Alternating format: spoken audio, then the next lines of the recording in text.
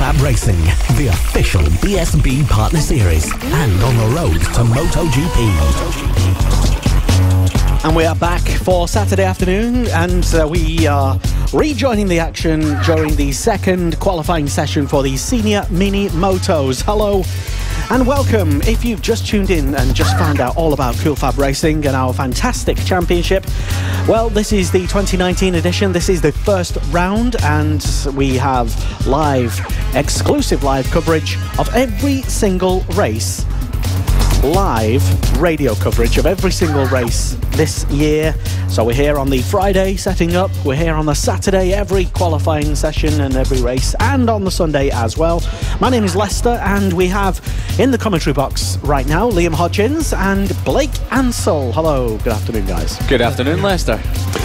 So yes, qualifying at the moment for the Senior Mini Motos, qualifying 2, and it's Matt Birkin, or Bernie Hook actually, just takes the fastest lap, as I say that, and Matt Birkin in second, Simon Huntingford in third place, and Blake Ansell will be going out on track to... have you got another qualifying place? Yeah, I've got one more qualifying in the 150s with the CRF Hondas, and then it goes on to races.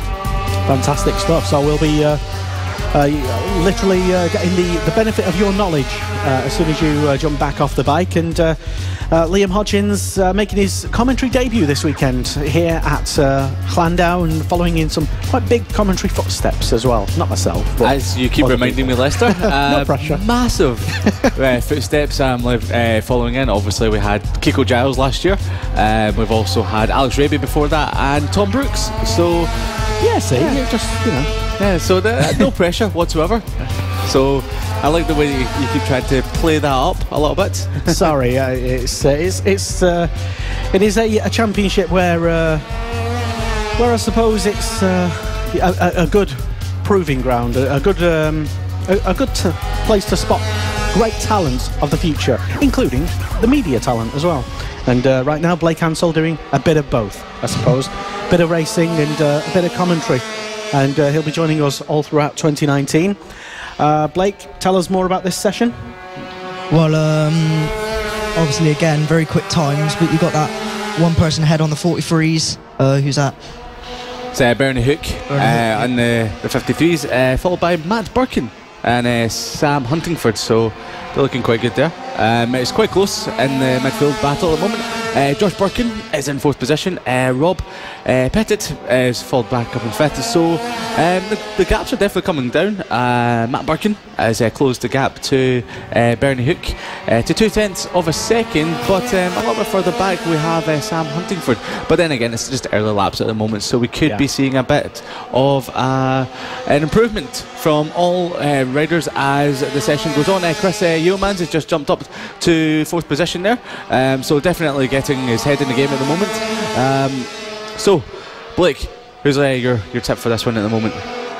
Well, obviously the temperature is still increasing, so it generally, again, just relies on the race and what's going to go on within the race. But everyone seems to be looking very confident and strong, so it could be anyone really. Yeah, the track temperature, not just the ambient temperature, is going up at the moment. It's roughly around about 12 degrees, which is a lot warmer than it was this morning when you went out for your first session. Yeah, well, obviously you got to take in mind as well that the tarmac's just going to be getting heated up throughout the day, so obviously tyres are going to start chewing up quicker. So the races should be quite interesting. So how many sets of tyres do you roughly go through per weekend? Well, honestly, it depends on, you know, what the weather's like. With the races, I'll probably go through a set a weekend. A set a weekend? That's this is not as many as like 2 or 3, which you could sometimes go through. But what is that? Is track quite abrasive on the tyres, or is it quite nice? Well, it's quite a tight track, but obviously it is quite flowing. But the tyres do go through pretty quickly, obviously, because it's just like the angle, you know, your racing style as well. If you're on the front or back more than each other. So is Llandow one of the more difficult tracks to get up to speed on if you're a new start here? Compared to other tracks, yeah, but it's, you know, once you get your lines right, you get the speed, you'll be fine. So yeah, the senior mini motos here at Llandow are definitely taking shape. We've still got Bernie Hook in first position, only a 10th ahead of Matt Birkin, so he's been chipping away at that gap. In third place we have another Birkin, that's Josh in third place there. Sam Huntingford in fourth position now, only a 10th back from Josh Birkin there, so the midfield is looking quite tight with Chris Yeomans just 2/10 further back. Rob Petit is 600th further back on that one, so it's really quite close. It's looking like a great battle in the midfield there. Andy Whedon is in 7th, Ross Michael in 8th position, Robert Kitley in 9th, Mitch Hollingsby in 10th position, and Neil Skinner rounding out the runners and riders at the moment, but he's only half a second off of Mitch Hollingsby, so he will definitely be punching in a quicker lap time towards the end of the session. So the lap times are actually looking quite close between the midfield. Could be quite a good battle there, Blake, couldn't it? Yeah, it's going to be interesting, that's for sure. Yeah, so definitely a race to keep an eye on, especially when you come down to the final hairpin of the lap in the last lap. Have you made any lunges on there in the last lap, Blake? Yeah, to be honest, it's a really good place to get people on the brakes, especially like the moto team and stuff, obviously, because, you know, they are pretty quick bites on the straight, so, you know, you just got to be technical about overtaking. Do people tend to go defensive into the hairpin in the final lap, or do they usually leave it wide open? It just depends on the rider, really, obviously, because you don't want to be going in so tight that you go out too wide and lose all the places, but obviously you don't want to be giving anyone an opportunity to get past. Have you ever sort of Valentino Rossi or Marc Marquez into the hairpin, shove the other rider out of the way? Once or twice, but obviously I try and avoid it because I don't really want to be causing any problems. Yeah, we won't name any names of people who might have wronged going into the final hairpin here at Llandow. The sun is shining. We've got a few spectators that are across the road having a wee watch of the bike racing action out there on track. It's actually, we see a few of them. A lot of them are stopping and having a wee watch of it, clearly enjoying what's going on track at the moment. And why not? Absolutely. So if they can hear us, which I don't think they can across the road, a big hello to you, and hopefully you're listening in on the radio at coolfab.com, and that's a checkered flag out on Mini Motos Senior qualifying 2. And as we get the riders across the line, so far it's still Bernie Hook who is on a 53.7, a 10th faster than Matt Birkin, who is in second on a 53.8. So very tight at the top there between those two. We've just got number 47, Sam Huntingford across the line, and he doesn't improve on his last lap, only a couple of hundredths off, so 55.3. He stays in 4th position at the moment. Josh Birkin is in front of him on 55.2. Chris Yeomans is in 5th position. We're just getting the other runners and riders across the line. Andy Whedon doesn't improve, he stays 7th. Ross Michael is in 8th position. Mitch Hollingsby in 9th, and we've got Robert Potato just crossed the line there in 6th. Robert Kitley is in 10th, and rounding out the runners and riders for the senior mini moto class qualifying 2, it's Neil Skinner. So yeah, that was a pretty tight session at the top there, which was absolutely brilliant at the same time as well. So we're going to be having a few of them come back out on track soon, and the next class for qualifying is going to be the SE40 rookies. So yeah, what can we expect from that one, Blake? We've got 5 riders there in the 55s, and it's going to be a really tight race, but to be honest, the top 2 are looking quite ahead, so they might be pulling on their own. Yeah, they are. 10th of a second between the top 2, as you said, the midfielder in the 55s, which is, I mean, elbows are going to be out at the start of the race later on today, which is going to be up at, later on in the day, which is going to be quite good for some people, not so good for others. The Senior Mini Motos race 1 will be at 4:05, so make sure that you don't miss that one, because it's going to be, well, hectic and definitely worth watching when you're at trackside, or if you're listening in via the radio, which is also on coolfab-racing.com. FAB-Racing Facebook page on Twitter. There's loads of ways to follow the racing this season. Tune in live on the FAB-Racing Facebook page, on Twitter and on YouTube. Listen on motorsport.radio and on coolfabracing.com. All season we're taking your comments live in the commentary box here at round 1 at Llandow. We are right now. Hello and welcome. And a big hello to Helen Hill, who's tuned in on our live stream, on our live radio stream. Hello, Helen. and Rossi Banham Racing, number 96. They both say hello, so yeah, hi folks. Anybody else want to get in touch with us directly in the studio? Well, you can either pop up directly yourself and maybe come and do an interview, as Mr. Brandon Perrell did it a little earlier on. Or you can send us a lovely nice message, which we always like, on Facebook at FAB-Racing, or on Twitter as well. So I'm on track at the moment. You may be able to hear the second qualifying session for the AC40 rookies, and they've just literally gone out on track at the moment, so they're just on their out laps and just starting their flying laps at the moment. The all-important second qualifying session. And well, we've not long to go yet, Blake, before the first round of races. Yeah, that's right. Are you nervous? It's one of those things. Is you get little butterflies in the stomach, but once you go and you're fine, it just all goes away. And you get in your zone and you're fine then. Well, Blake Hansel joins us in the commentary box for 2019. In between his racing on track. Also, Liam Hodgins from Scotland will be joining us from every single round, providing that he can make it out of Scotland. It was a little bit tough this weekend. Yes. But we got there. Indeed. So far, so good, I would say. And my name is Lester, and Chris McCarthy will be joining us at various rounds as well, commentating, and also Ed Hocknell as well. So we've got quite a strong commentary team for our live radio coverage this year. FAB-Racing and second qualifying session. Well, Archie Gibbs setting the early pace very early on, getting into the sub 1 minute lap times with a 59.176 seconds. And Blake Wilson so far in second place with a 1 minute .553. Yeah, we can't really read too much into the lap times at the moment, as they're sort of just getting heat into their tyres, getting used to how the track surface might have changed from the previous session to this one, because the track temperature has gone up. Was that a big difference between your first qualifying session and your second qualifying session, Blake? Well, at the moment, obviously, just getting a clear track is a bit of a problem. Obviously, you got every lap you've got to make overtakes, and that can be like points of a second. That will make a massive difference. You know, that's like a place you've lost there. Do you ever find anyone trying to get a toe off another rider? No, it is a good thing to do. You know, if you're behind a quick rider and trying to stick behind him, follow him in his lines, you never know, you might be able to like pick something up. Yeah, absolutely. I mean, it's always, I know the faster rider never tends to be as happy, but it definitely helps someone out that maybe doesn't know the track as well, or maybe it's just a new start at it. So it's yeah, we don't mind it too much out here. It's gets the quicker rider a little bit riled up, which is quite good fun there. So yeah, looking at the lap times, we've still got Archie Gibbs on top there.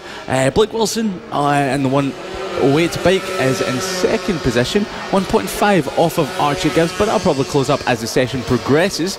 Also, Ollie Sims in third position, Luke Fitchett in fourth, 1 second further back from Ollie Sims. Harrison Day in fifth, Brandon Keane on the 333 bike is in sixth position. Marco Holt in seventh. Casey Sparry is in eighth position. Arnie Carr falls up in ninth. Completing the top 10 is Harry Payne on a 1 minute 4.1.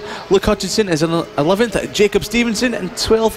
William Harris in 13th. Joshua Williams in 14th. And rounding out the top 15 is Thornley Trevorrow. So on a 1 minute 5.4. But so far, so good for Archie Gibbs. So quite difficult to get below the sub 1 minutes here. Well, he's just gone in really, you know, with a good pace, and he's just keeping it consistent, which is good, obviously, because that's what you want for the race as well. Yeah, I think he's been getting held up by a lot of traffic on that lap there, so he just got 1 minute .6. So that would have been still good enough to put him in fourth place, which would be still quite good for him. But so far, certainly early pace. Nolan Pearson in 159s. He's so far into the 59s that he can easily make it into the 58. So they're going to have to be chasing him down a little bit there and then. But watching the riders come through at the final corner, and so far no hiccups, which is quite good. We did have a bit of an incident going into the chicane as they came out the pits there. Blake, did you catch what happened? As you say, no incidents, Liam.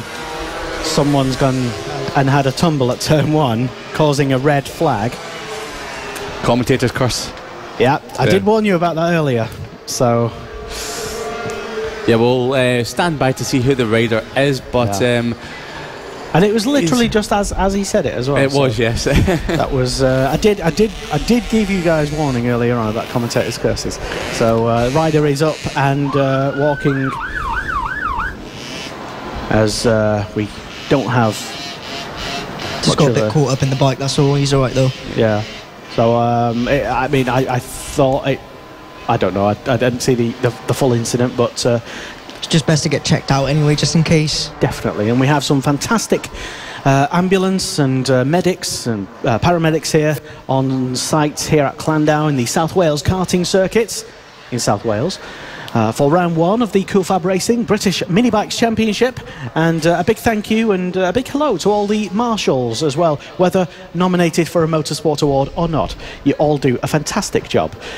So thank you, mums and dads, for all being here for our riders and kids and stuff. And it is, Liam, certainly a very important part that the whole team at FAB Racing play. Well, yeah, I mean, we couldn't go racing without this amazing team here, especially the marshals. Everyone just gives up a bit of their time at the weekend for the riders and the families that want to come here and obviously compete in FAB. So without them, they're the ones that are the true heroes out there, because without them we wouldn't obviously be going racing, which is fantastic. So it keeps Blake doing what he's wanting to do at the weekend. Of course, all of the other riders, including looks like the rider has just had a wee check over there at the chicane. Better to be safe than sorry. Absolutely, yeah. So he's standing up, maybe just winded or something like that, so he seems fairly okay. So the session times as the red flag was brought out were as follows. Archie Gibbs had the fastest time in the second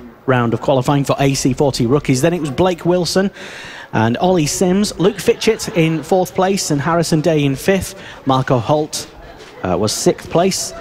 Arnie Carr in 7th place, Brendan Keane in 8th, Harry Payne in 9th, and 10th place, Casey Sperry, or Spari, as is it Sperry? Sorry, Casey, if you're listening. One of us will get it right, and one of us will get it wrong. If we, by any chance, if we do happen to mispronounce anyone's name, and you want to come up and shout at us, then you can do so. We are up at the top of the race control building, and that is our commentary position this weekend. So you can come up and say hello or correct us about if we've mispronounced your name or misannounced a family member of yours. Simon, Klaus, for example. We did that last year, but yeah. So upstairs over race control is where our commentary is. And sun's out, and no word on yet whether the session will be restarted. What do you think, Blake? Is it looking like it might be? I'm not sure. The match kits are already ready, so yeah, they're just going to go out with it. There was only a couple laps left anyway, so obviously that could have been what someone needed, but it's just unlucky. Yeah.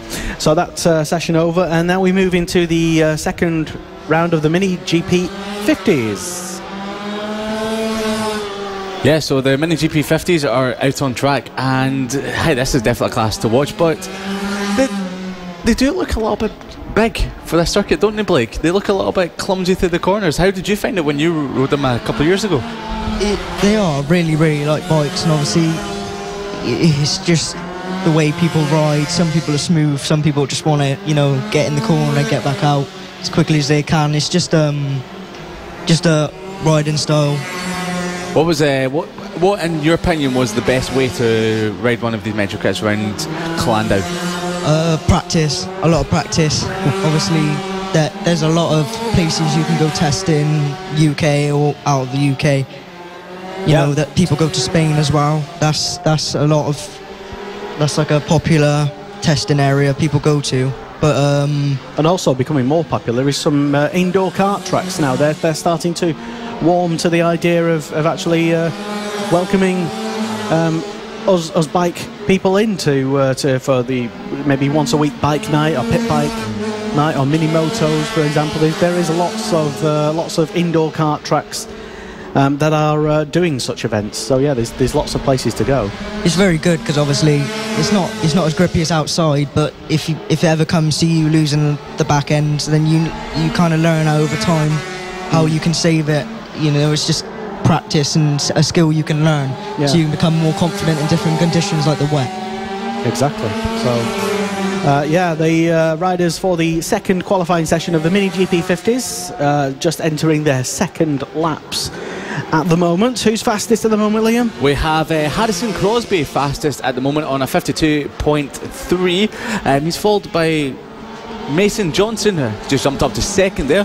It was 1.2 seconds further back. He's on a 53.5. Ryan Hitchcock in third place at the moment, followed by Sullivan Mounsey on the number 44 machine. So a 53 point. He's just jumped up to Sullivan Mounsey. As I say that, he's just jumped up to second. He's only half a second off of Harrison Crosby. Mason Johnson in fourth place. Josh Bannister in fifth. Kyle Payne is followed up in sixth place. It's all very close lap times in the midfield once again that we're seeing here. So the top from second down to seventh is covered by roughly around about 1 second. As I say that, Kyle Payne is just taking over the top spot on the leaderboard with a 52.0, but once again it's only their first couple of laps. The leaderboard will change quite often, so we can definitely see some faster lap times coming down as the heat is basking us with a great bit of riding out there on the circuit at the moment. Who needs Spain when you've got Wales?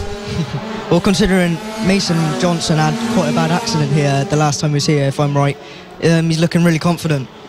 So yeah, Mason Johnson had an accident here, was it last year?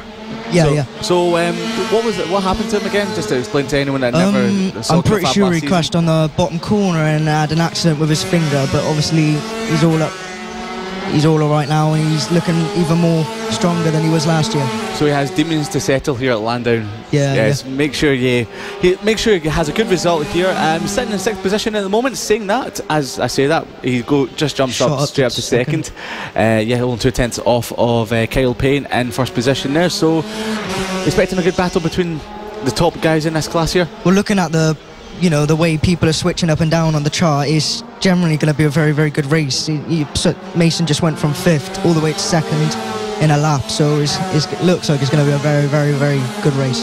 Yeah, it's quite a close class to watch, to compete in. The top six are covered by only half a second, so hey, that's definitely worth watching there. A little bit further back from the top, saying that, we've just got Josh Bannister just banging in a 51.7 there, so it's just changed lap on lap, which is quite good, which is what we want to see. As we come around past the commentary box here, we've got some more riders banging some quick lap times. We've just had Ollie Walker move up to 8th position. He's looking quite good there. Clayton Edmonds in 9th on the 146 machine. Ronnie Harris completing the top 10 on the number 66. So we've got a few riders coming past us. They're all following each other. They're following the number 43 of Ryan Hitchcock, who's just jumped back up to second, but he did pull to the side as he came out the final corner. Look behind him, which probably would have meant he lost about a tenth or two. Yeah, well, if you just look at the riders, they're just all very you can tell they're all learning off each other, all trying to make the overtake. So it's just generally just what the race is going to be like, and just see who's the one who can pull through the pack. Absolutely. I've just been watching a couple of them coming into Raymond's hairpin at the bottom here. It's like they're practicing for a last lap lunge. You do that quite a lot, just to see how late you can brake if you're trying to overtake someone. Just lap by lap, you feel even more confident. You feel like you can keep going and going and going and going. It's that consistency which they are all doing at the moment really well. They're braking harder and harder each lap. And the lap times show you that they're getting quicker every time. There's 5 of them at the moment in the 51s. It is very, very close. Yeah, absolutely. Yes, I'm just going to give you a quick rundown of the riders. Josh Bannister has taken over top spot on a 51.3. 800s, not 810s. 800s further back, we have Ryan Hitchcock on the number 43 machine. Harrison Crosby, a 51.4. Lucas Brown in 4th place. Ryan Hitchcock in 5th place there. And we've got Blake Ansell jumping out for his next race, his next session there. So good luck to Blake there. And before the session's over, we'll give you a quick rundown of how it's all looking. Mason Johnson is still in 6th position there on a 51.8. So the top 9 are covered by 0.3 of a second, 0.7 of a second. The top 7 are covered by 0.3 of a second. Lester's just joined me back in the studio. Lester, this is looking very close this session so far. Certainly is, and it is one of the big categories to watch, the Mini GP 50s, along with the Mini GP 70s as well. These two big categories. Usually you'll find some of the biggest names ready to make their next step into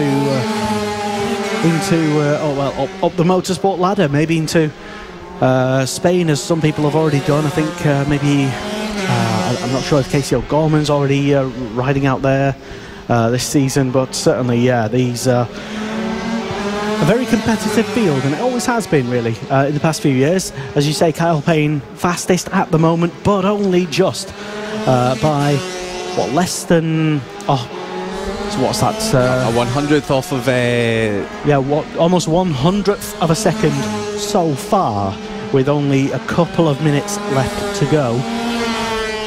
Yeah, the times are changing consistently. They've dropped down from 53s down to 51, so it's just they're finding a lot more pace out there on the circuit. They're also, as Blake said, learning from each other. A lot of them are following another rider, then the rider will look back off and let someone else lead for a bit, see where one is faster, where the other one's just a little bit slower, where different lines work as well. So it's all interesting, looking really good. So it's going to be a great race later on today when we've got the Mini GP 50s out for the first race of the weekend, which will be coming up at 20 to 5 at 4:40 p.m. and that is definitely worth watching. So make sure you don't miss that here at CoolFab, and it's going to be a live radio stream. So coolfab.com is the place to go. Certainly is. Checkered flag is out for the second qualifying in Mini GP 50s, and as 3 competitive riders almost go 3 wide into the final corner, hopefully from their point of view they will get a faster lap as they all cross the line. And it was Lucas Brown and Harrison Crosby who did not go quicker that particular lap, but ending the session it is Josh Bannister. Yeah, Josh Bannister just banged in a 50.4 on his last lap there, so increasing the tight lead that he had to a big lead, 0.6 of a second. So Leicester looking really good there, isn't he? So Kyle Payne finishes up in 2nd position. Lucas Brown in 3rd on a 51.1. 1/10 further back on that is Harrison Crosby. Ryan Hitchcock on a 51.3. A bit of a gap, 0.4 of a second back to Mason Johnson. So from 2nd to 5th, covered by literally a piece of paper. It's that close. Mason Johnson in 6th. Silver Monzi in 7th. Ollie Walker in 8th, Clayton Edmonds in 9th, Ronnie Harris in 10th, Ollie Horner in 11th, Taylor Stewart Campbell is in 12th position, Jimmy Parker in 13th, Harrison Mackey in 14th, and Ben Jolliffe in 15th. That's the top 15 for the Mini GP 50 qualifying 2. Sounds pretty good. And the next session out on track, Liam, is going to be, after the Mini GP qualifying 2, it's going to be the Extreme 200, which Blake Ansell is in. So we had to rush off very quickly there because I think he forgot that he was in this one. Almost, yes. And good luck to not only just Blake as well. We're not intending to show any favouritism, so we will give him an equally harsh time. Don't you worry about that. So he'll be under tight scrutiny, probably more so considering that he's also a commentator up here for this season 2019. It is, if you've just tuned in, live radio coverage of the 2019 FAB-Racing British Mini Bikes Championship, as the pit bikes and the Extreme 200s head out on track, and these always have the most throaty, visceral, raw, loud sound. Yeah, if you're listening back home and you've got your headphones in, it might be an idea for you to turn them down just slightly, because you don't want them bursting your drums, because they do sound very throaty, they sound very beefy and so fast as well. They sound terrifying. They sound a bit like a Ducati, which I think is quite cool as well. So they're just completing their first lap at the moment, coming through the final chicane before the back straight, before they head into Raymond's hairpin. And we should probably give them a couple of laps, Lester, just to let them get up to speed and see who's going to be pushing the hardest and getting in the good lap times. So, funnily enough, it's Charlie Nesbitt who is leading the riders across the line. So they're all going to be trying to keep up pace with him. So it's going to be very, very, very close lap coming through in the next couple of minutes. So we've just got some other riders leaving the pits and making their way onto the circuit at the moment. If you don't know where we are, you've just tuned in. We are in Llandow in south of Wales.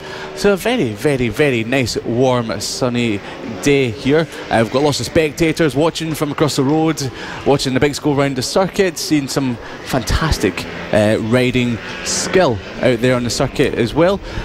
So the crowd is just getting bigger and bigger. So you know what, they're not going to be disappointed whatsoever. So as we've got the first riders coming across the lane, it's Charlie Nesbitt setting the original pace. He is just banged in a 47.9. Richard Holmes Williams is in second position at the moment. We've got someone down at turn number 2, the hook chicane, but he's back on the bike and he's absolutely fine because he's riding away again. It's probably just a little slip off going through the left-hander. Richie Turner is in third position on a 50.5, so about 2.5 seconds off of the times of Charlie Nesbitt and Richard Holmes Williams. Brandon Peril, was it Lester, you call him the Yellow Peril? I believe that's his own nickname that I believe he's given it himself, and he was saying that up here when he was in the studio earlier. It was in relation to a Only Fools and Horses episode name. Yeah, something to do with a tombstone or something like that, being painted yellow. Something, yeah. I've never seen the episode myself, so I need to check that one out at some point. But Brandon Peril is in fourth position at the moment. Cam Harris is in fifth. Matthew Bolsover is in sixth position. Jamie King is looking good, who has just moved up, or moved down from 7th to 8th, as Richie Turner has just jumped up to third position. In ninth position is Taylor Lawrence, and Harvey Claridge rounds out the top 10 for the moment. So we're definitely letting the riders settle in, but it's that man Charlie Nesbitt, who is still setting the pace on a 47.3, almost 6/10 clear of the rest of the field at the moment. And just to put that into comparison to how he went in the first qualifying session, Charlie Nesbitt fastest at the moment on a 47 point, well, he's just improved actually, he's 47.234, and he's eking towards that fast time that he set this morning. In qualifying 1 for the Extreme 200s, that was his best time then was a 47.048, so still 2/10 off his quickest at the moment. But if anybody can up his game, it's definitely Charlie Nesbitt, and anybody can lower those lap times, it's definitely at least him. Yeah, absolutely. But the riders further behind from third onwards, because we had Charlie Nesbitt and Richard Holmes Williams setting the early pace in qualifying 1, but the rest of the riders do tend to be getting near their pace from qualifying 1. So in third place, Richie Turner is on a 50.4. He is only 2/10 off of the time that he set earlier today when he set a 50.2. And fourth we have Cam Harris. He's actually made quite a bit of improvement. He set a 51.0. He's in fourth place at the moment and on a 50.6 at the moment. So he's gone at least half a second faster, which is a great improvement, especially when you get to consider it was a little bit cooler earlier on today than it is right now. The track is certainly heating up and the sun is beaming down on the tarmac here at Llandow, so we're definitely getting some great track action at the moment. Charlie Nesbitt is still sitting pretty in first position on a 47.1 now, so as he just comes across the line, he's just improved his lap time, still only a 10th off of what he set this morning, but increasing the lead over Richard Holmes Williams by 8/10 of a second. He holds that lead by Richie Turner is on a 50.4. Cam Harris in fourth position. Matthew Bolsover, who jumped up from 10th earlier on into 5th, is on a 50.7. So he's just been put back to 6th place there by Brandon Peril, who's jumped up to 4th position on a 50.5. Harvey Clouds in 7th position now on a 51.0. Then we've got Josh Ingram, who we had Brandon Pearl up here in the commentary box earlier on. He sort of had a nice wee rivalry, as if we could say that, with Josh Ingram, saying that he's going to maybe send one up the inside in the race later on today, Lester, didn't he? Well, that's insider tactics, well, let's see what happens anyway, because as competitive as people get in the paddock, it is ultimately just talk, because you've got to do your talking, as everyone knows, out on the racetrack during the actual race. And we're talking during the second qualifying session, so we're not missing any racing. However, 3 riders all blast across the start-finish straight to try and improve their time, but it is still Charlie Nesbitt at the moment who keeps those times tumbling. He's getting closer and closer. His gap now to Richard Holmes-Williams, who's in second. P2 at the moment is 0.9 of a second quicker. Now we might see a 46. We could see that. Possibly. It'll be difficult, but we can definitely see Charlie Nesbitt is pushing out there. About 2 seconds ago, we just had Brandon Pearl come through the final chicane, and we've got someone down at Raymond's hairpin. He's back up on the bike. He's looking okay, trying to get the thing bump started again. And a couple of riders, for various reasons, deciding to dive into the pits, whether they feel like they've given their all and can do no more, or have some type of technical issue, let's say, but we won't know. But yeah, a couple more riders popping back into the pits as the number 20, I think that was 20, who was that? Number 22, it was Felix Hearn, who had a wee off at the final turn there, but he's back on the bike, he's back on the track, and I think he's only got about a minute or two to try and get himself from 11th place a little bit higher up. So as I say that, he's just been bumped back down to 12th place, as Blake Ansell has jumped up to 9th, so he's made a bit of an improvement on a 51.3, 4.1 seconds off of our pace setter Charlie Nesbitt. It is a increasingly hot day here at Llandow in the South Wales kart circuit in sunny South Wales, I'm going to call it that. I always call it that even when it's raining.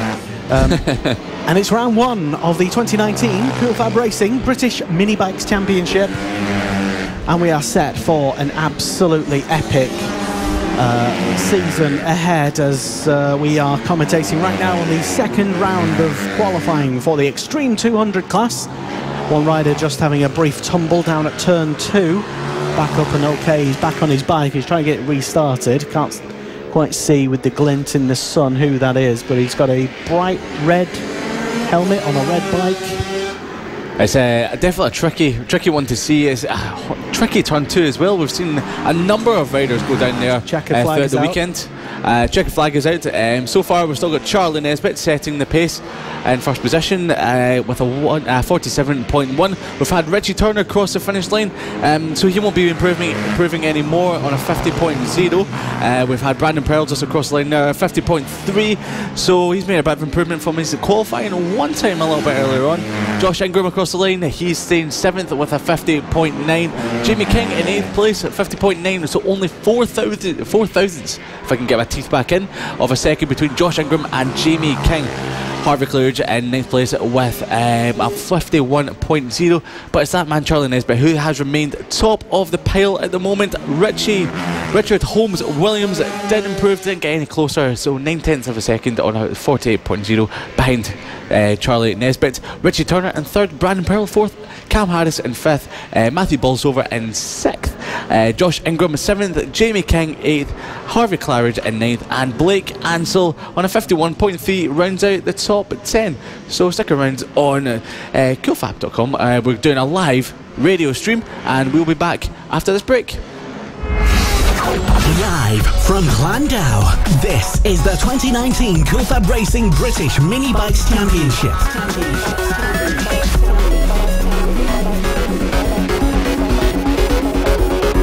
And a big hello to everybody tuned in online on Facebook.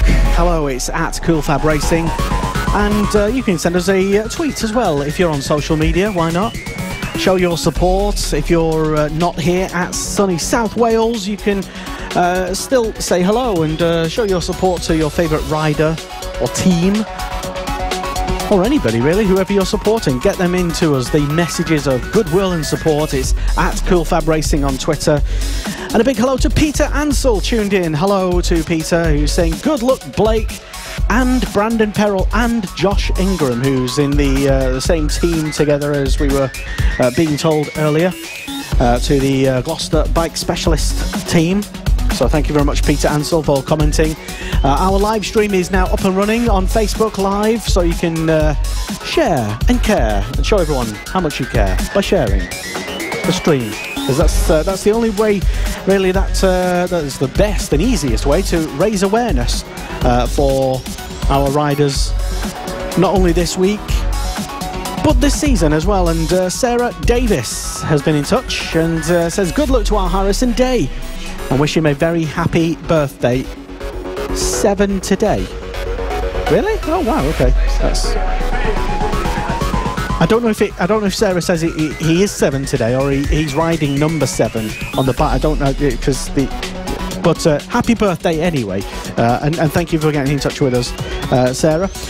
So my name is Lester, and we also have Liam Hodgins here in the studio, who is commentating this weekend. Blake Ansell making his way back from that session to join us again on commentary. And right now, out on track, it is the Mini F1 sidecars, and we didn't see, I think we saw a high attrition rate, Liam, in the first qualifying session. A lot of people just electing to just see if their bike is in one piece, really, or their sidecar is just still going, as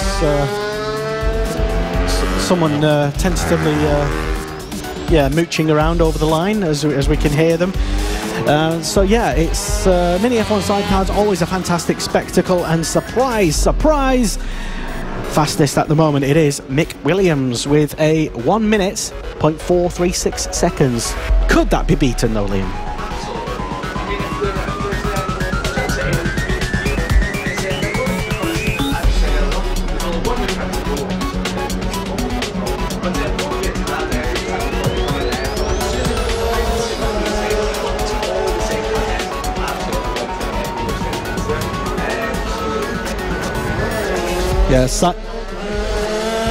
Simon Ibbotson in at the moment in P3 in qualifying right now, so doing okay, I suppose.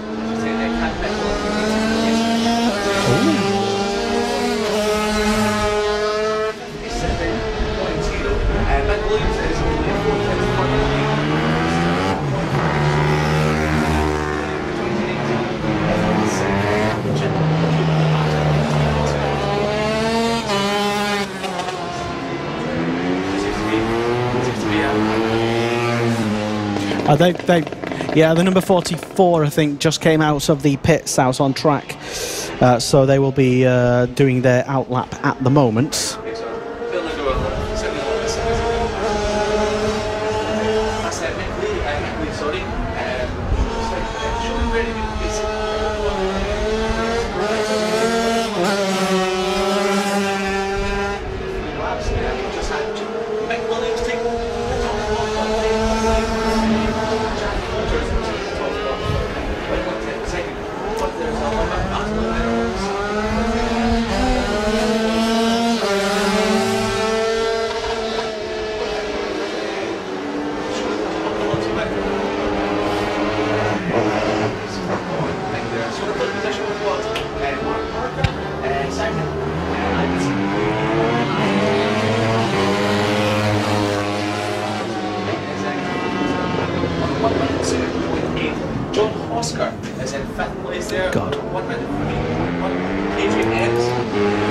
Adrian Ems is there in 6th place on a 1 minute 4.9.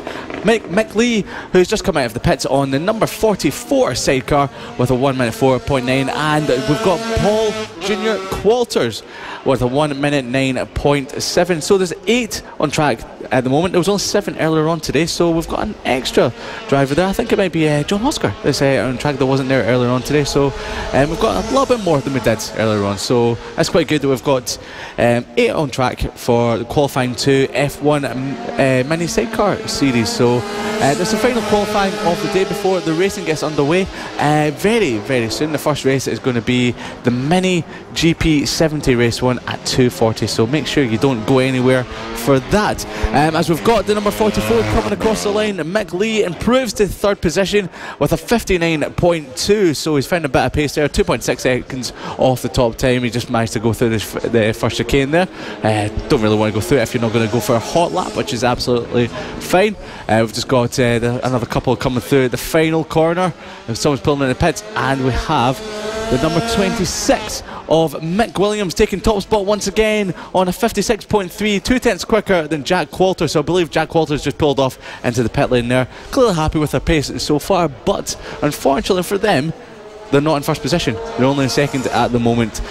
So as other drivers come through the final corner at the moment, we're just going to get some faster lap times as the track heats up, as the tyres heat up.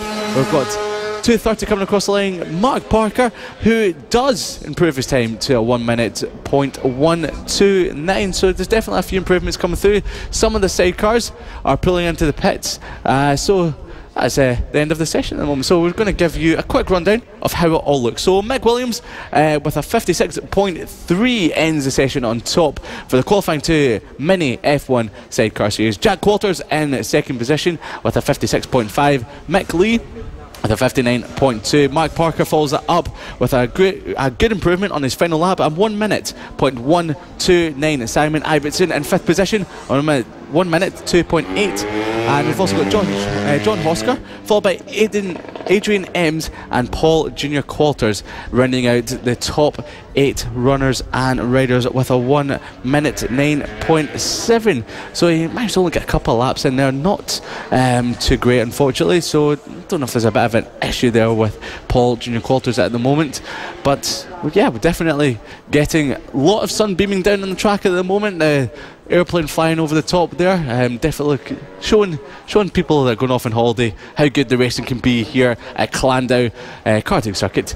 Here in South Wales, we've got lots of people watching from across the road. They've stopped off in the cars, waving to some of the riders as they ride past them. It's definitely a bit of a spectacle watching them from across the road to Leicester, isn't it? A spectacle in the best possible sense, yeah. We have, I don't know if similar. Oh, we've just had the only sidecar on track at the moment spin out of the final corner there. So not embarrassing at all. Not embarrassing at all. If there was more on track, then it would have been okay. But that was Paul Junior Qualters just having a wee moment at the final turn. But okay, back on track and across the start-finish line, going for a faster lap. So we'll see what they can do.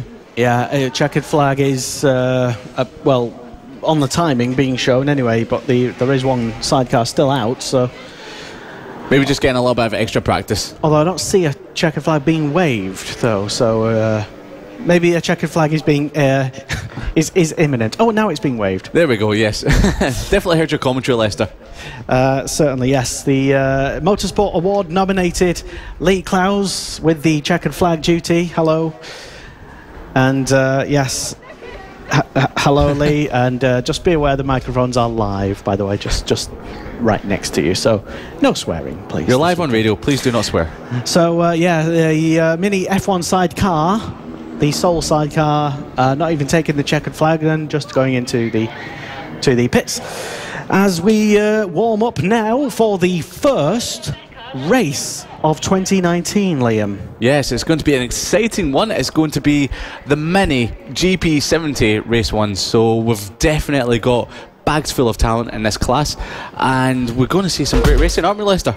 Certainly, yes, definitely, almost. So, yes, we are just minutes away now for the first race of 2019 in the FAB-Racing British Mini Bikes Championship. This is FAB-Racing on the road to MotoGP.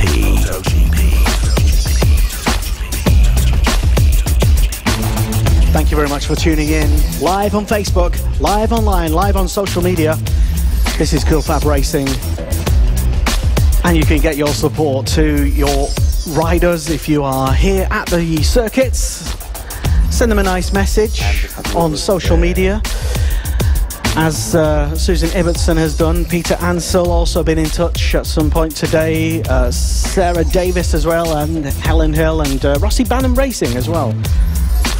All in touch at some point today. So this first race coming up is the Mini GP 70.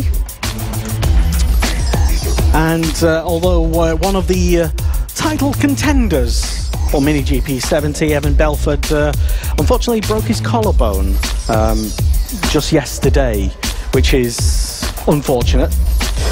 So he won't be racing in this particular weekend, but yeah, we wish him all the very, very best. And Liam, this is definitely going to be, well, it's finally happening. We're finally doing the first race of 2019, and I want to welcome our newest commentary member for Cool Fab Racing this year. You've heard from Blake Ansell, you've heard from Liam Hodgins, and unfortunately you've heard from me.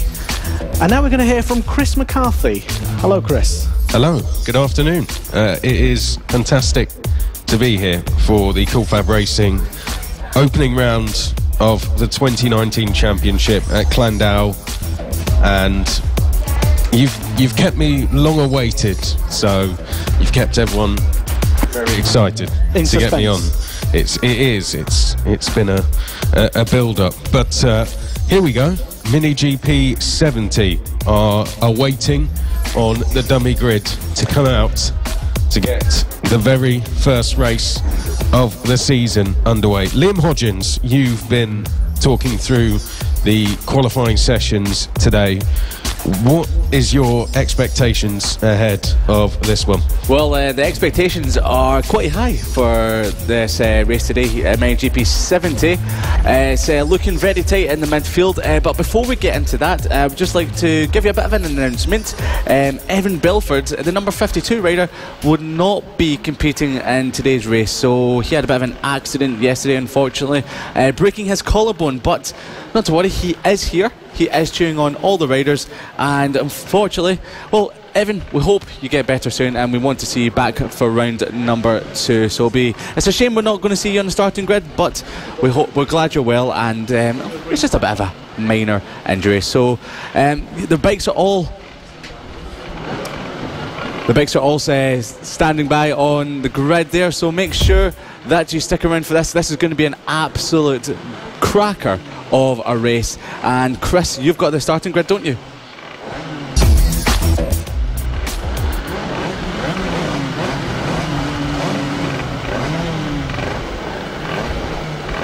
This is the 2019 Cool Fab Racing British Mini Bikes Championship.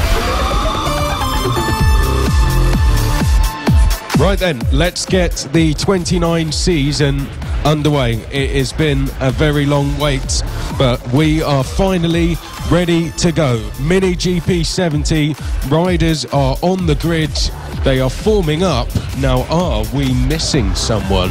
That is the question from the 4th row. I'm not too sure if we are actually missing Finn Smart there. There is certainly an empty grid position.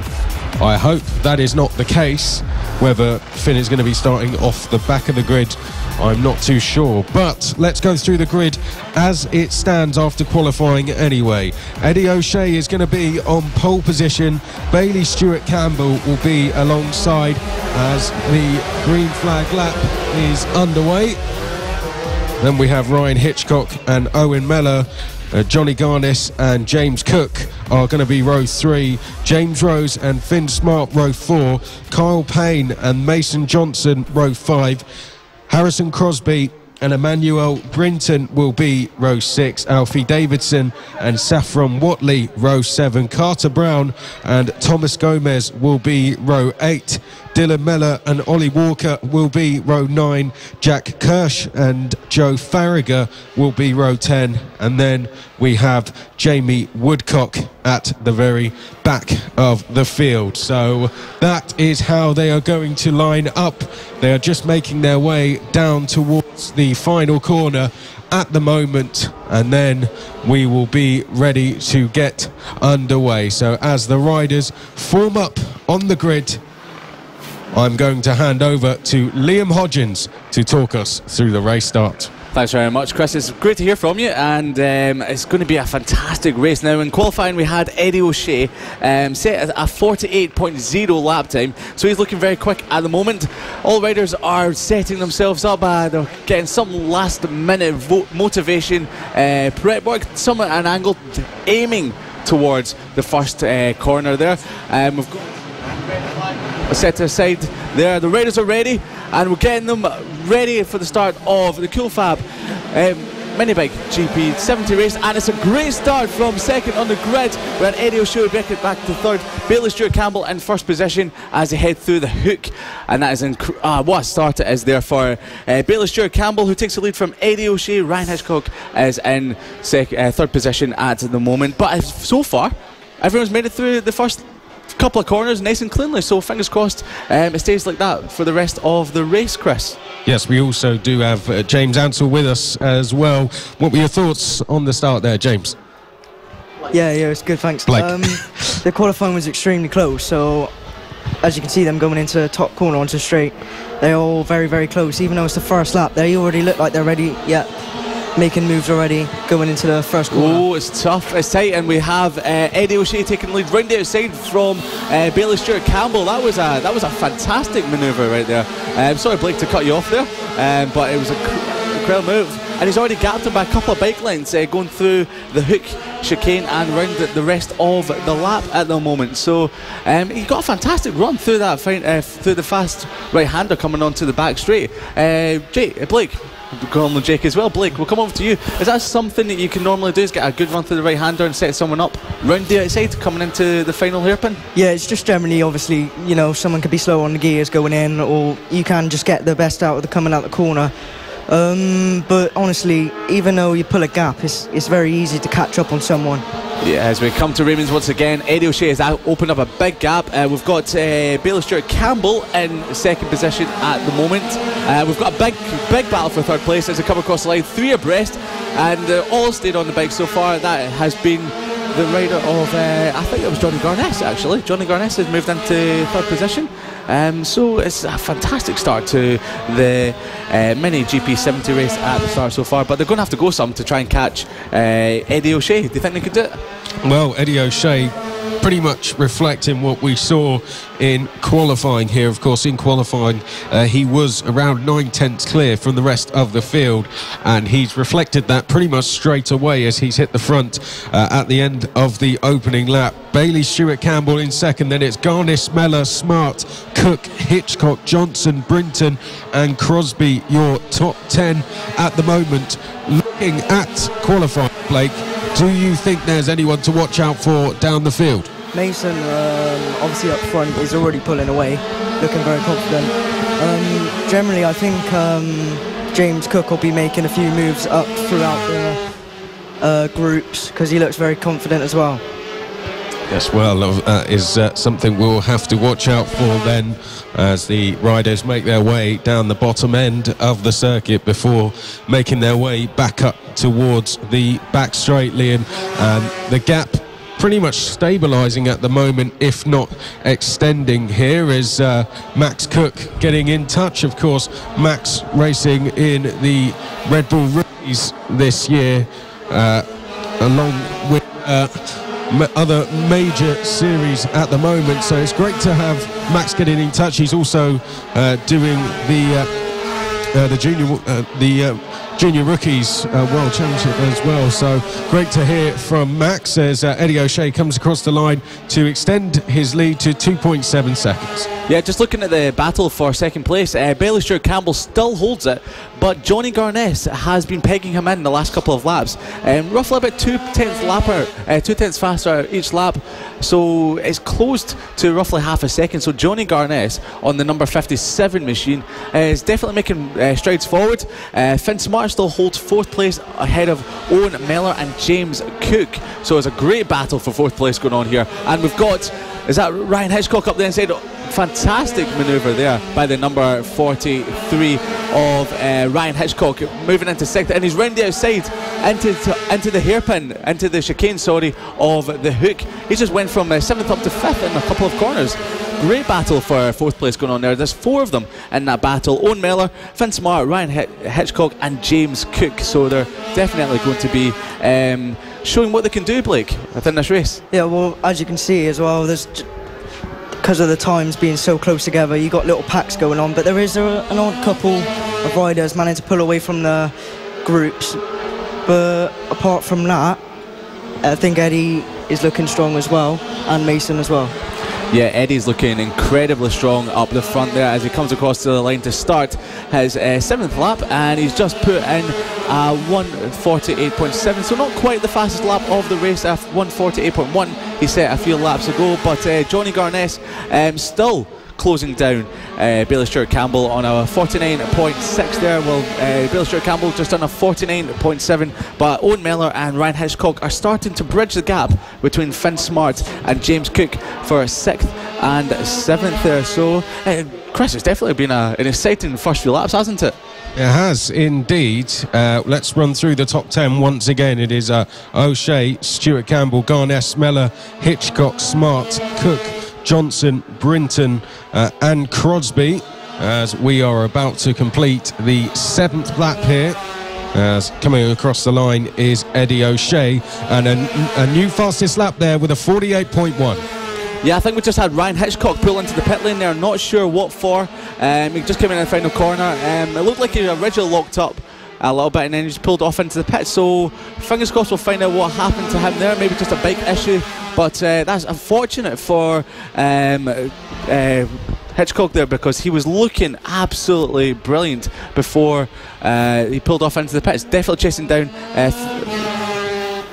definitely hunting down Owen Mellor for 4th place. And we've got a stoppage at turn number 1 there. Not sure who that is, but that could look like a bike issue once again. Chris, did you see what happened there?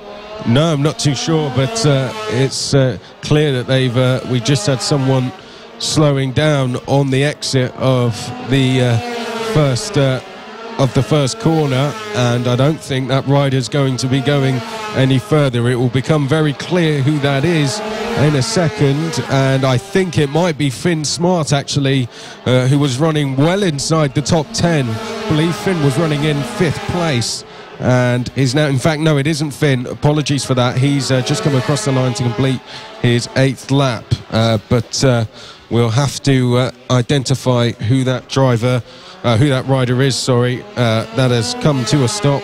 Let's have a look as the last couple of riders come across the line, and we've got we'll move on actually, and we'll pick that up at the end of the race. But Eddie O'Shea completes the 9th lap now with a 4.7 second lead. Yeah, it looks like he's just holding station there. He's got a big enough gap, so he doesn't really need to push too hard. But the battle on track that's really heating up is for 2nd and 3rd at the moment between Garness and Stewart Campbell. We've got great battles throughout the bottom end of the field there, between Carter Brown, Saffron Watley and Ollie Walker, changing positions as they go into the final hairpin, as they come out of it as well. Unfortunately for Ollie Walker, he lost out a little bit there as he came across the line, but definitely the bottom end of the point is shaping up to be a very, very good battle. Fantastic battle so we've just had a couple of wee overtakes, come down the back straight into the Dale, and along coming into the final hairpin. We're looking out the window for that one, and we have 4 riders coming through the final turn here at Llandow. 808 Mason Johnson just got ahead of Finn Smart, Harrison Crosby in 8th, and Emmanuel Britton. So the battles throughout the field there's definitely big groups, which is great. And we have number 98 crossing the line, 98, Thomas Gomes, still holding the big group of Carter Brown, Saffron Watley and Ollie Walker. I think our main battle is for 6th place, really. 4 riders in that. We've got Mason Johnson, Finn Smart, Harrison Crosby and Emmanuel Brinton. They're split by just 1.3 seconds at the moment, so we'll keep an eye on that one. I think those riders are actually just coming on to the back straight at the moment. We can probably use, and I think that's a move actually going into the back. Is that for 7th place? Or in fact, I think it might be for 4th place. Just to let you know, Bailey Stewart Campbell has lost it somewhere around the lap there. He's dropping down the order. Johnny Garnett is in 2nd. Bailey Stewart Campbell dropping down the order like a stone. It looks like he's come across the line in 9th position, just ahead of Kyle Payne, so we're not sure what quite happened there. But that's unfortunate for the man who was in 2nd place. So it's the final lap of the race. We've got Eddie O'Shea comfortably leading it ahead of Johnny Garnett by 4.5 seconds. So here comes Johnny O'Shea into the final turn, across the start-finish line. He's got the race win, taking the first win of 2019. Eddie O'Shea, and Johnny Garnett is coming in the final corner to take a well-earned, a brilliant 2nd position ahead of Owen Mellor. That is your podium for the top 3. James Cook in 4th position there. Across the line, we've just had Mason Johnson. A lot of riders coming across the line, all in one there. So unfortunately, Harrison Crosby got 6th there. Emmanuel Brinton got 7th. Finn Smart lost a couple of positions on the last lap, went from 6th to 8th. Bailey Stewart Campbell comes across the line in 9th position. Unfortunate for him, after he was holding 2nd throughout the entire race. And Kyle Payne rounds out the top 10 for the Mini GP 70. Thank you very much. And yeah, first race over and done with. And wow, what a race it certainly was. Lots of action all over the field, and well done to all competing, and especially to Eddie O'Shea taking that victory by just over 4 seconds, 4.3 in the end. So you are listening to live radio coverage of the 2019 Cool Fab Racing British Mini Bikes Championship, and up next is the AC40 Pro first race. And starting on pole position for that will be Mason Foster. So they'll be coming out onto the grid in a short while.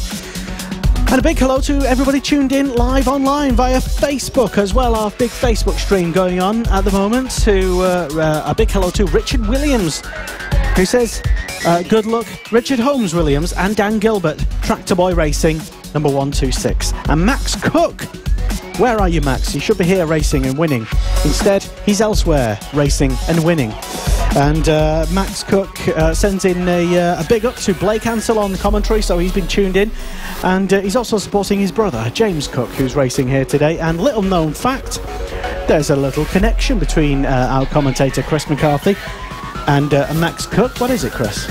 Oh, no, well, you know, I've Max is part of an academy which I do some... The Arden Junior Yes, Academy, yeah. yes, and Max actually the only rider part of that, but his FIMCV Junior Moto3 World Championship campaign kicks off next weekend, so the best of luck to him.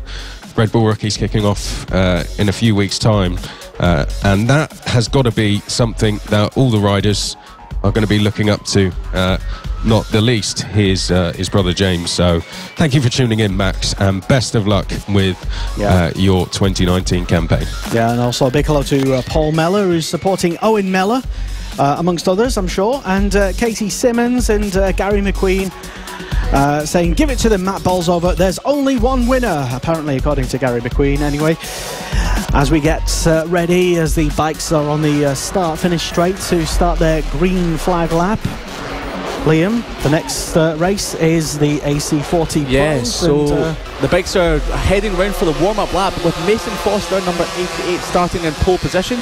followed by Ethan Sparks, who sat at 53.1, a few tenths off of Mason Foster in qualifying there. Clayton Edmonds is on the second row in third position, followed by Samuel Munson on the number 72. The Munson burner. The Munson burner, yes. A name that will stick, and hopefully he'll be burning his way through the field. Yeah. And then on the third row we have Finnan Werity in seventh position ahead of Henry McCartney. So great we starting grid at the top there. On the fourth row we have Cameron Sewell. Next to him there is Ruben Bray. Charlie Huntingford on the heading up the fifth row there, and Holly Harris is next to him there. Warwick Brady is in on the sixth row and 13th. Keaton Payne in 14th. On the seventh row it's Cole Perry. Greg Marshall is next to him, and on the final row, on the eighth row in 16th position there we have Aston Dean. So that's the riders heading onto the grid now, and we have Mason Foster on the Dayglow yellow bike, looking ready, focused, and cannot wait for the starting of this race here. So we've got the final riders lining up on the grid at the back, all settling into position, and as the riders are all revving the bikes highly, you can just feel the tension there. We've got the red flag at the start of the grid there, and I'm going to hand you over to my man Chris to take you off for the start here. Yes, so Foster and Sparks, your front row. Let's get ready to go racing for just the second time here at round number one. Who is going to get the whole shot through turn number one? Green flag goes up and it's down. We're off away racing, and I think Ethan Sparks may be taking the lead in towards turn number one there. In fact, Foster got through, and Liam, you've spotted something. Yeah, we've had someone down at the start there. I'm not sure who it was. It was a clash after the start. It is number 53 out there, so that's a horrible situation for number 53 there. But come around the start of the lap, I think it was Mason Foster that actually held the lead of the race, just in front of Sparks. So yeah, the kid is up and okay. That's a shame for him. He looks more angry at himself than anything else, which is good to see. Well, that was a blind spot for us, but it looks as if Foster is still leading the way from Sparks. Oh, and Sparks is down. Sparks into the tyres, and that was just on the entrance to the back straight. Looked to be a bit of a high side. So Foster still leading the way at the moment, but we have a new second place rider now in Clayton Edmonds. So Clayton Edmonds benefiting that, as will the rest of the field. Munson is up to third. Werity up to fourth, McCartney up to fifth place, and I'm not too sure if we got Ethan Sparks going again at all, but that is lap number one completed, Liam, and it's allowed Foster to have an 8/10 lead at the end of lap number one. Yes, great to see that Ethan Sparks was uninjured at the start to the back straight there, but he is up and okay, and he's back in the race actually. He came across the line in 13th position ahead of Aston Dean. So we've got Mason Foster coming down the back straight. We have Clayton Edmonds closing the gap on him. So after he moved out a second, he's definitely hunting down Mason Foster. Across the start finish line we go. That's going to be around about half a second now, and it is. So he's definitely took chunks out of Mason Foster on the start of that lap there. Samuel Munson in third position, gapped by the top two there. Chris is definitely looking like it's shaping up to be a good start to the race. I tell you what, Clayton Edmonds is really capitalising on this situation, having been gifted second place. Clayton Edmonds is showing that he perhaps would have got there anyway at this rate, because he is quickest on track, and Edmonds closing it on Foster. Let's see the gap when they come back into our view, and that is even closer. That looks like a smaller gap than 4.5 tenths to me as they come down onto the back straight for the third time. And is Edmonds now beginning to plan his challenge for the lead, or is Mason Foster going to put up a fight back? we'll have to keep an eye on that. But I think we also have close battles going on down the field. But of course, we must stay with our leaders because Edmonds just 4.5 tenths back from Foster, Liam. Yeah, absolutely. They more or less matched each other in the last lap there, both 53.3s, only a couple of thousandths between it. But looking further down the field, there's a great wee battle for 7th place between Charlie Huntingford and Ruben Bray as they came out the final turn there. Side-by-side action as they came across the start-finish line, so that's definitely a wee battle to keep an eye on. But as we can see them coming through the Dale along into Diggers before we get on the back straight, it's still roughly around about 4 tenths of a second between Mason Foster and Clayton Edmonds, so they're both pretty much holding stationary at the moment. We could see Clayton put in a new fastest lap, but it's roughly around about 4 tenths of a second as they come across the line. It's a new fastest lap by Mason Foster, just went and put in a 53.1, so great by him there. Maybe he's just finding his feet and starting to extend that gap from Clayton Edmonds there. So Chris, as we come through the rest of the field there, we're just going to give a quick rundown. Samuel Munton in 3rd, Finnan Werity in 4th position there, Henry McCartney in 5th, Cameron Sewell 6th place there, Charlie Huntingford in 7th, Ruben Bray is in 8th position, Keaton Payne in 9th, and running at the top 10 so far is Holly Harris, as we've had a big pull off to the side as they come out the final turn. That is number 99, that is Warwick Brady there. What? Sorry to cut you off, Liam, but what's happened with our leaders? Is that a back marker they've gone past there? I think it might be. So, yes, I think that is the case as they come across the line, Foster and Edmonds responding once again. The gap now under 3.5 tenths.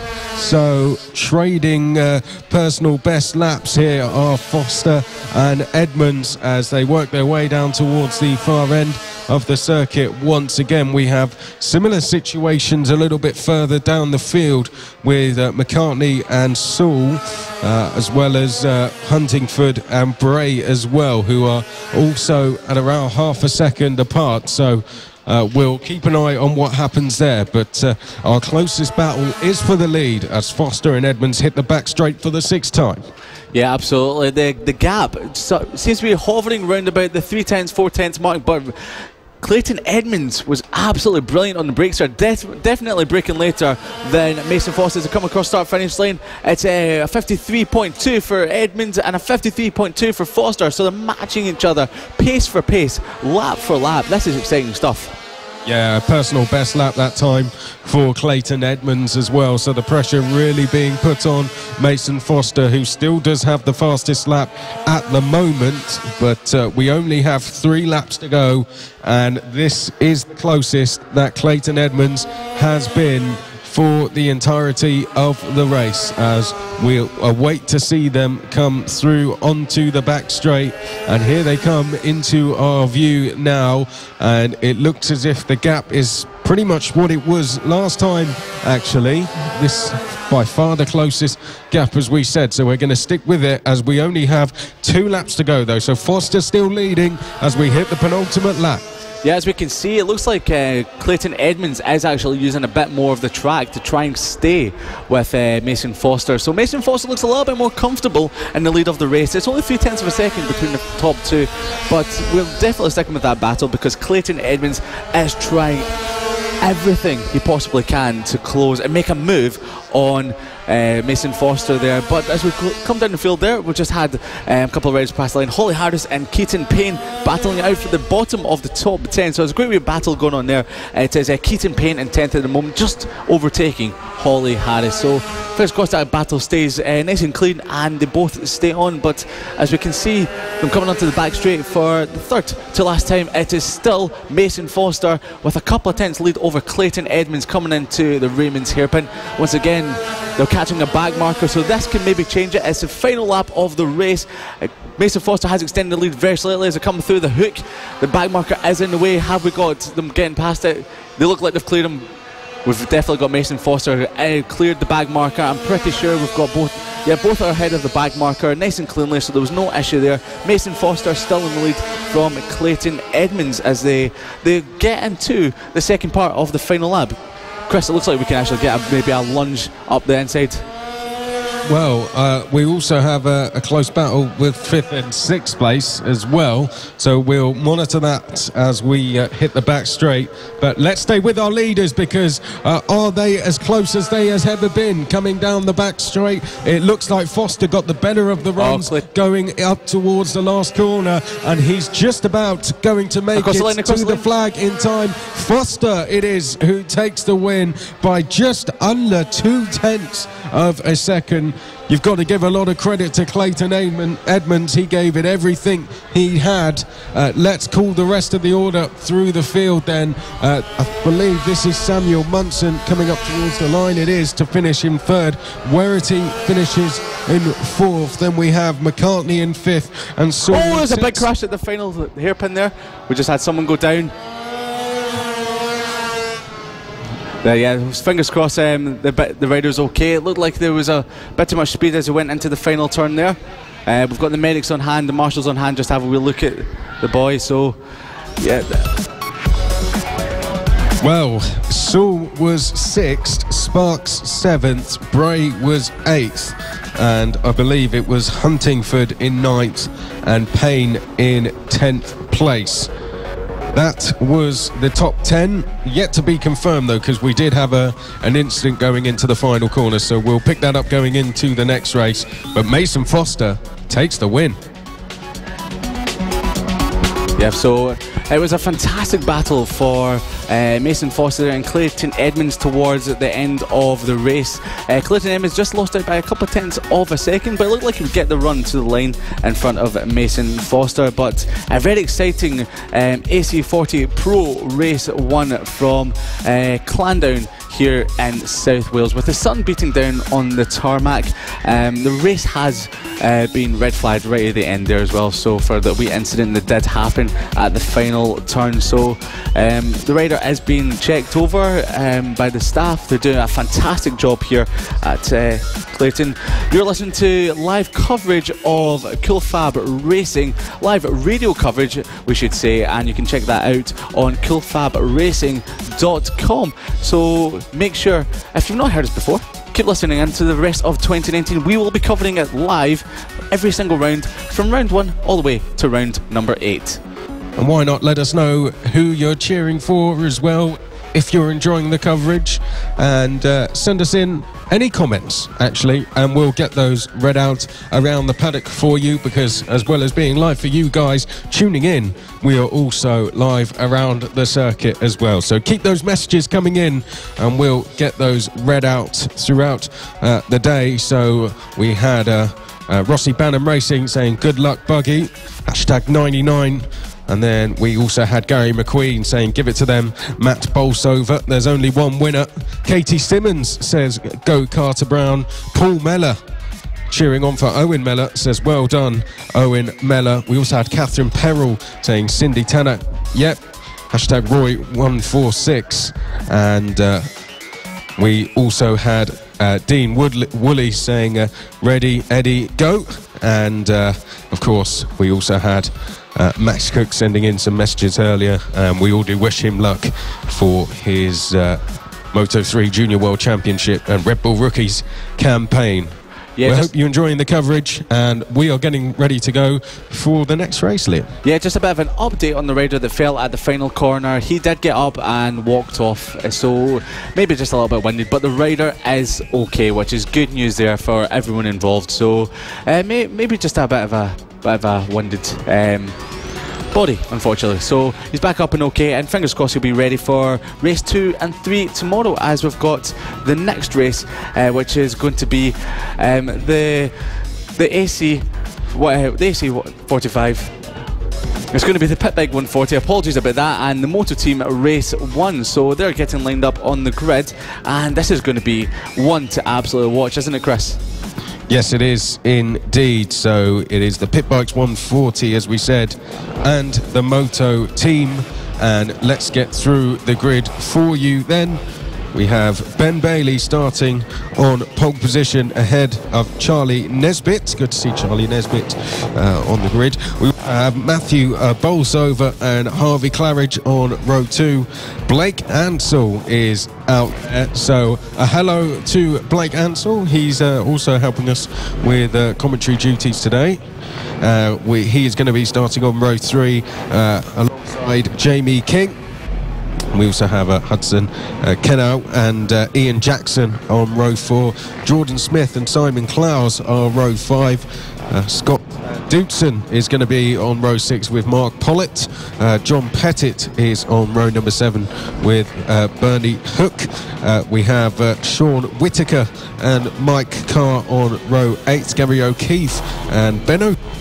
I'm not too sure. Is there a relation there? I think there could be. They are 3 and 64. Daniel Gilbert and Neil Kinnard are on row number 10.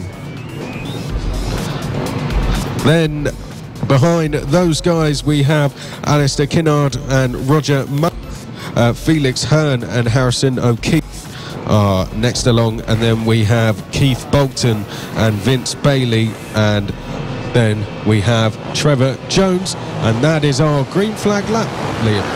Yes, absolutely. We have Charlie Nesbitt starting on pole position for today's race. Now, I have heard a couple of things from the past that Charlie Nesbitt did decide to start the races from the back of the grid, but then again, there's no guarantee they'll make it to the front, because these guys are looking really quick this weekend.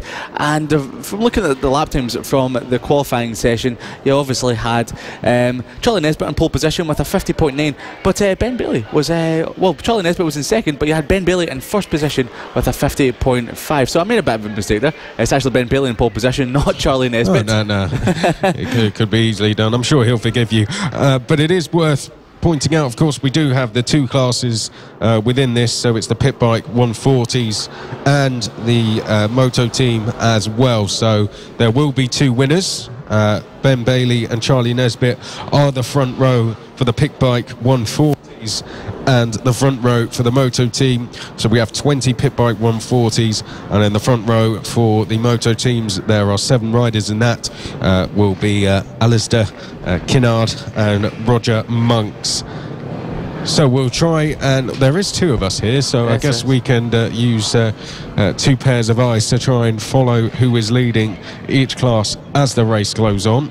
Well, you might know a name called Hudson Kenna, if for you eagle-eyed viewers know the name that he has been in the British Supersport paddock in the past. 5 second in the 2008 British Supersport Championship. So we've got the start of the race, we've got the green flag ready, and they're getting ready, the heads down, and in a few seconds the race will be started as the lights go out and the green flags go, and it's a great start there from Ben Bailey. Charlie Nesbitt loses it into a couple of positions across the grass into the start. I think it's an issue with Charlie Nesbitt's bike, but in first position we still have Ben Bailey from Matthew Bolsover. So we have Charlie Nesbitt stopped on track as he went into turn number 1. He has put his hand up there, he's looking at his engine, so there must be something wrong with the bike there that looks terminal. So let's see if he can get it started. But further around the lap, it was definitely Ben Bailey that held the lead into turn number 1, with Matthew Bolsover taking second position ahead of Harvey Claridge, and Blake Ansell looked like he got a good start and definitely got into top 5 right at the back there. So he's looking quite good. He's definitely in the back of the field. There's a group of 5 that are breaking away at the moment, with Ben Bailey in first position. Around the outside, that was I think Matthew Bolsover has come through the final turn.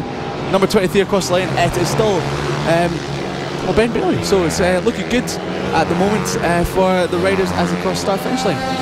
I believe we had Charlie Nesbitt actually get back to the pit, so he got going, and I thought, in fact, yes, I think he's joined the back of the race, which is probably a sensible decision, just so he can make sure that things are running A-OK for the rest of the weekend.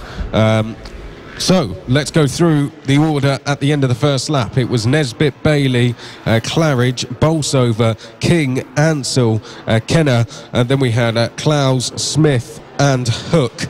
That was the top 10 at the moment. So although it looks like we may have a leader who has quite a gap, that is actually Charlie Nesbitt, who managed to get out and carry on. But of course he did cut back onto the back straight. So he said it says on the timing screens he is leading, but do ignore that. Our actual leader is Ben Bailey. He is leading by 3/10 ahead of Harvey Claridge and Matthew Bolsover, and then it is King and Ansell. I've got to say, very close battle for the lead. The four leaders split by just over 1 second at the moment, 1.4 seconds to be exact. I imagine Charlie Nesbitt's going to pull over and allow all the leaders through, and that's exactly what he's doing now.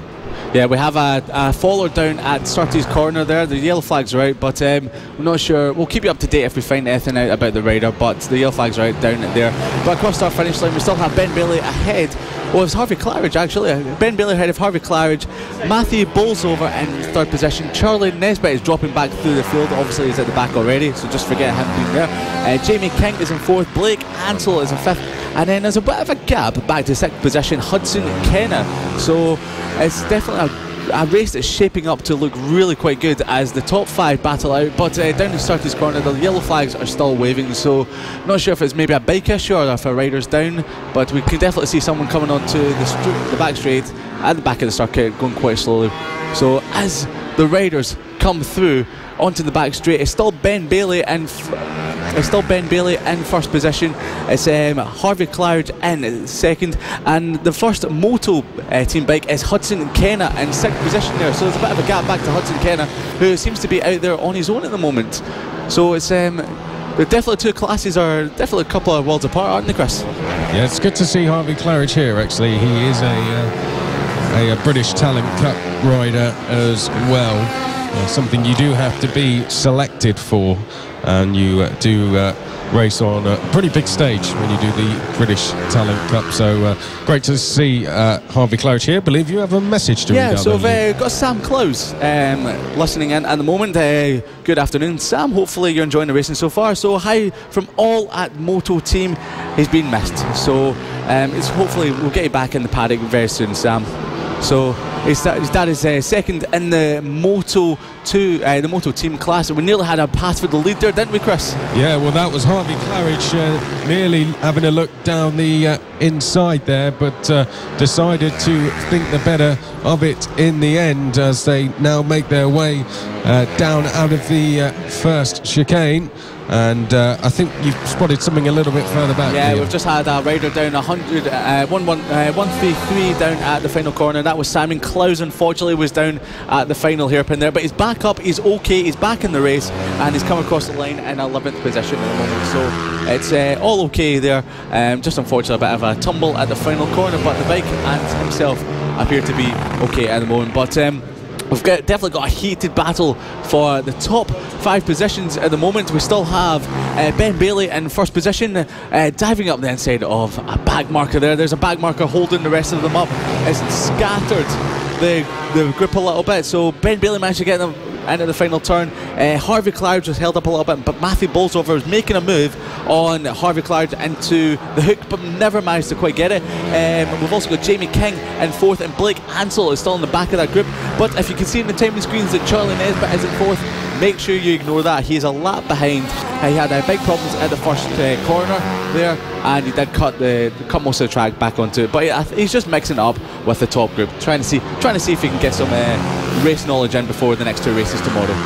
Well, I've got to say, the top 5 extremely close. Oh, do we have someone slowing up or down a back marker? I believe it is, but the top 5 extremely close. And is that a change for the lead, or is that someone going past the back marker? I think it is, so we'll ignore that, because of course it is Claridge in second place. That last lap has actually seen Ben Bailey pull away a little bit. However, it has seen Matthew Bolsover set a new fastest lap. He's just done a 50.586, so a good lap that time from Matthew Bolsover.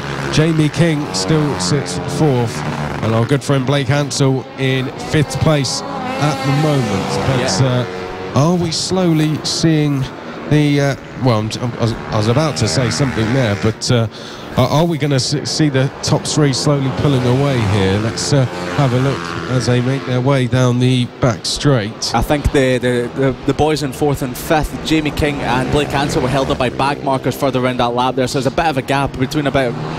Blake is on the back of Jamie King, setting him up for moving in the final corner, but didn't quite make it.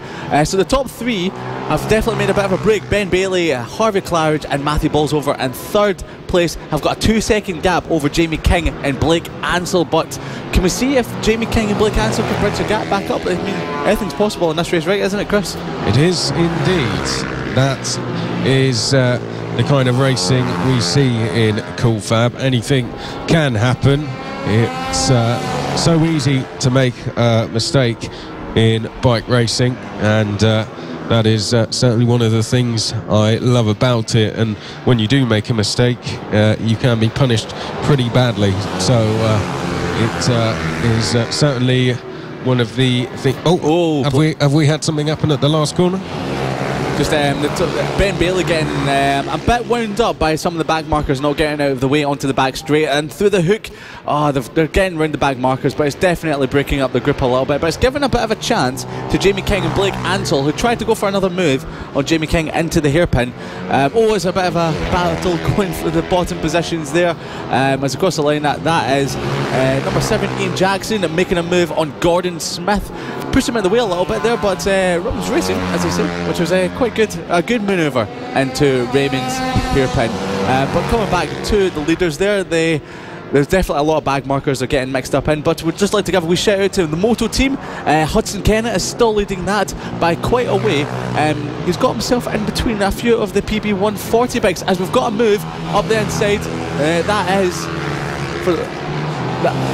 Blake Ansell up past Jamie King for 4th place. What a fantastic move. He's been shaping that up for quite a few laps now, so it's been definitely something he's been practicing, and he's now managed to make it pay off, Chris.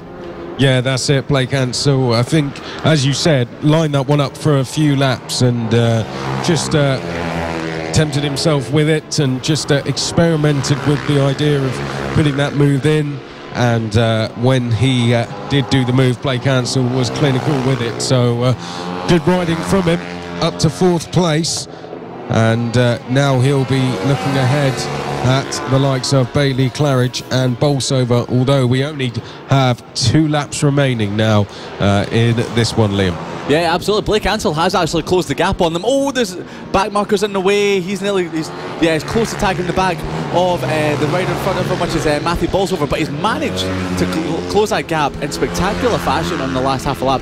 And there's 1 lap to go. We are on the final lap. Can we get Blake Ansell into kind of get ahead of Matthew Bolsover? Ben Bailey looks like he's got this one sorted. He's got a 1.5 second gap as of course start finish line there the last time round. So without any back markers, there might be a chance for him to take the win. But then again, it is racing. It is a Cool Fab racing, and anything can happen.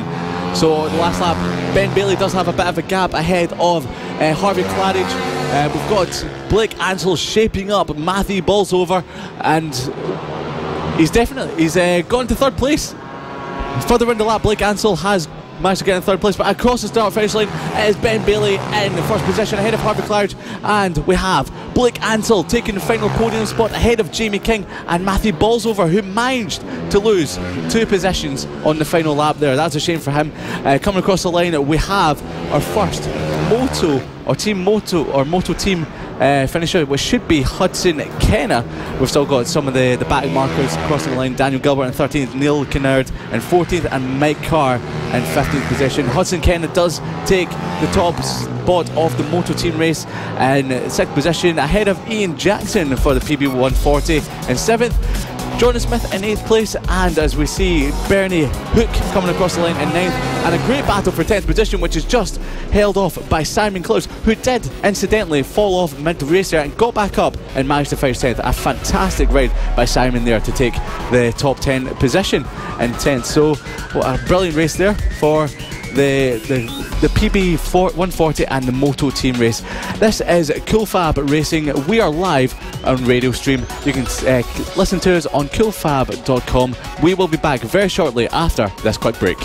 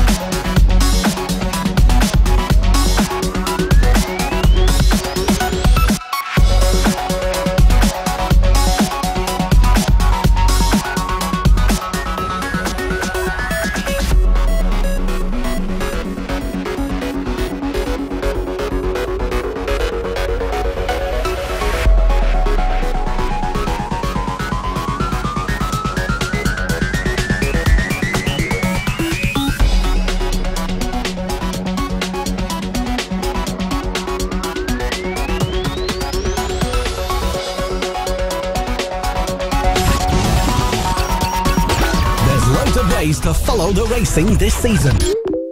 Tune in live on the FAB-Racing Facebook page, on Twitter and on YouTube. Listen on motorsport.radio and on coolfabracing.com. And loads of people already been getting in touch with the studio so far. Big hello to Julie Dean, who is cheering on Aston Dean this weekend.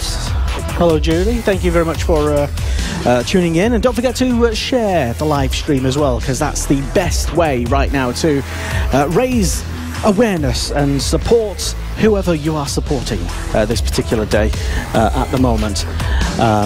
To give the Facebook live stream a share. Hello to Gary McQueen, been back on and says, come on, Matt. And Laura Ansell says, yes, Blake, in relation to his podium in the last race. Also, Peter Ansell still tuned in.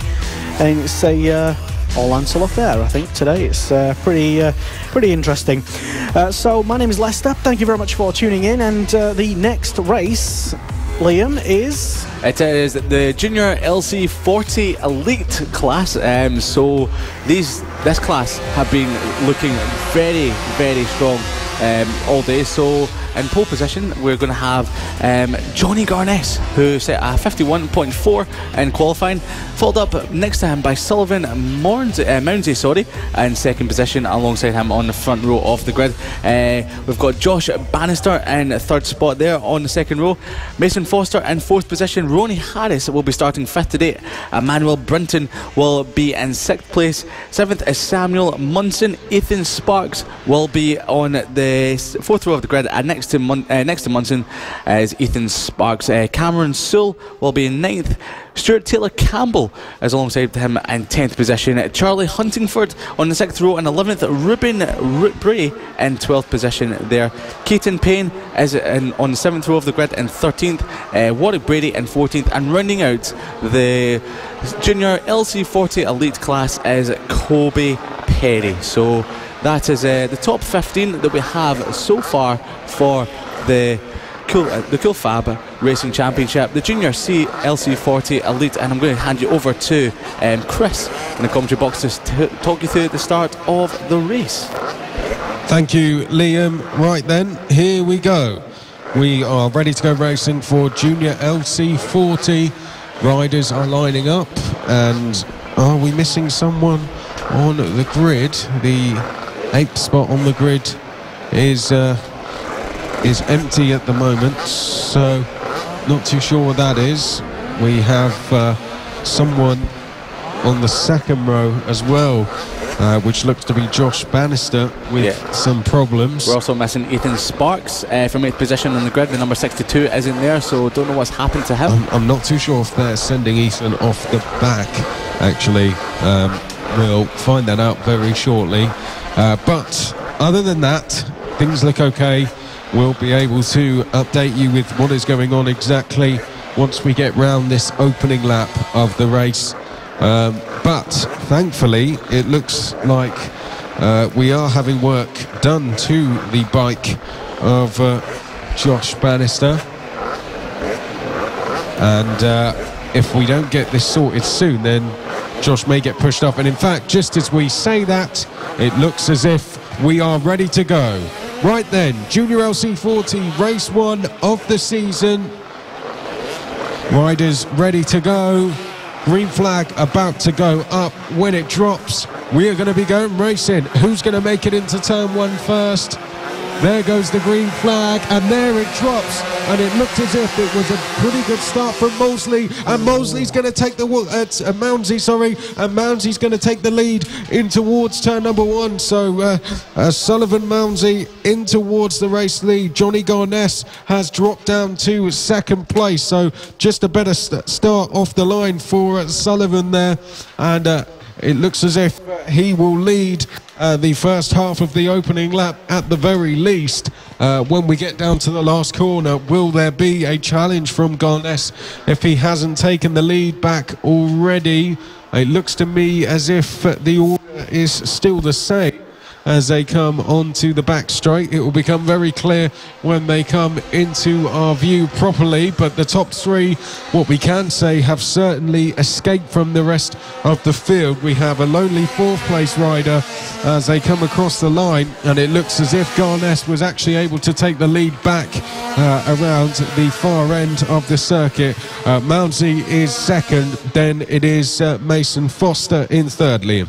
Yeah, absolutely, and it's quite funny. It was the top three from the championship last year: Johnny Garness, Sullivan Mounsey and Mason Foster. So there's a great battle. They've got a bit of a gap over fourth and the rest of the field, so the top three are definitely breaking away around the second part of the second lap. As they come into view there, we've still got Johnny Garness ahead of Sullivan Mounsey, and we've got Mason Foster, who did gain a position at the start from fourth up into third, is definitely breaking or making up some time there. So in fourth position we've got Josh Bannister, Manuel Brinton is in fifth, Samuel Munson in sixth, Ronnie Harris in seventh, Taylor Stewart Campbell is in eighth position, Ruben Bray is in ninth, and Charlie Huntingford is in 10th position, as we have Johnny Garness setting a new fastest lap of the race, a 51.518. That is exactly 1/10 faster than what Sullivan Mounsey did on the previous lap there, so he's extended his lead to 4/10 of a second, with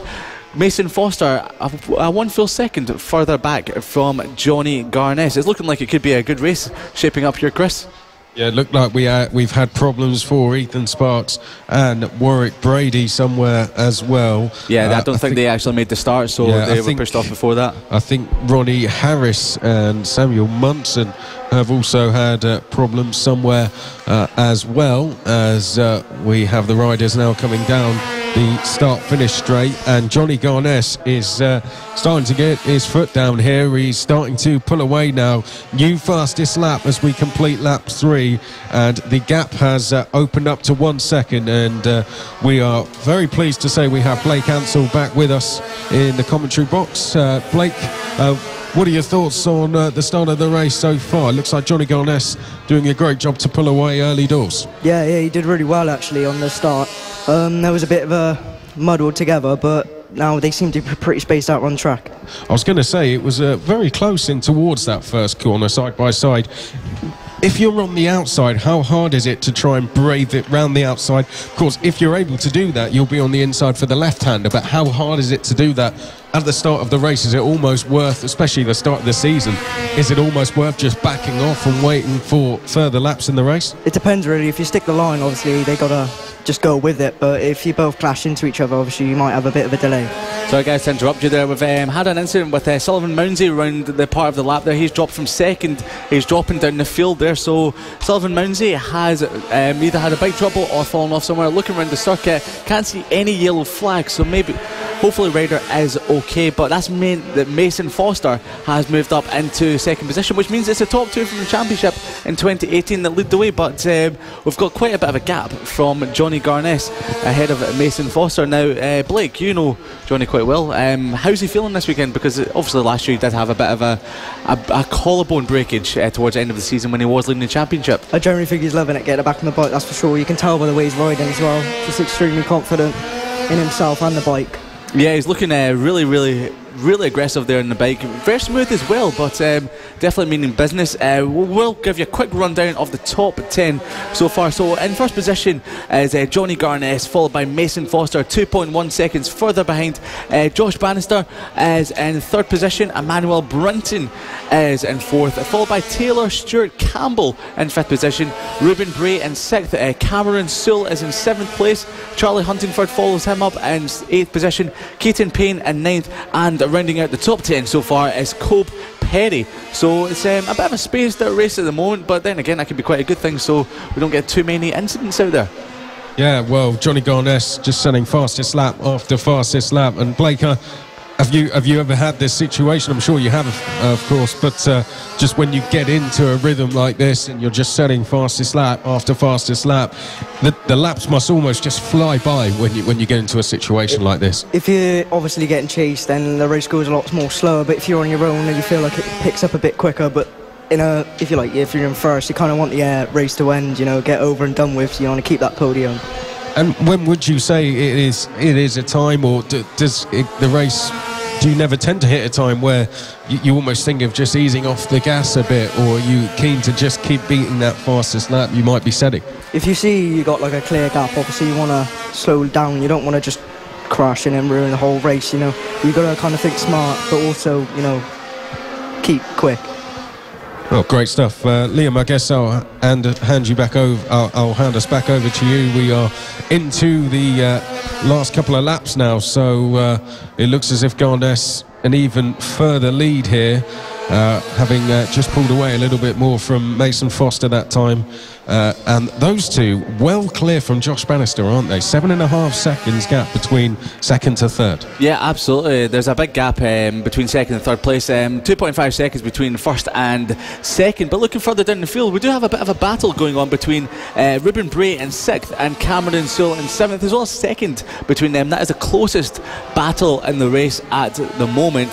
So Cameron Sewell has been eating them down. So Cameron Sewell crosses the line and is only 2/10 behind Ruben Bray as they cross start finish line there with 2 laps to go, and we've got them tangled up as they've come out of the turn 2 corner there, both on the ground, but we've got Ruben Bray back on the bike, and we've got Cameron Sewell back up, standing on his 2 feet there, back on the bike as well. Both riders do seem to both be okay, so I don't know what happened there with Ruben Bray. Maybe just lost the rear end, and then Cameron Sewell had nowhere to go. If there was a bit of a tanglement there with Cameron Sewell trying to make a move on Cameron Bray, but the good news is that both of them are back up and on the bikes, and there doesn't seem to be too much damage for them as well. But we're on to the final lap now. Johnny Garnes is still leading the race, and that was the first lap that Mason Foster has actually gone quicker, so he's brought the gap down from 2.4 to 2.3 seconds, and Josh Bannister is still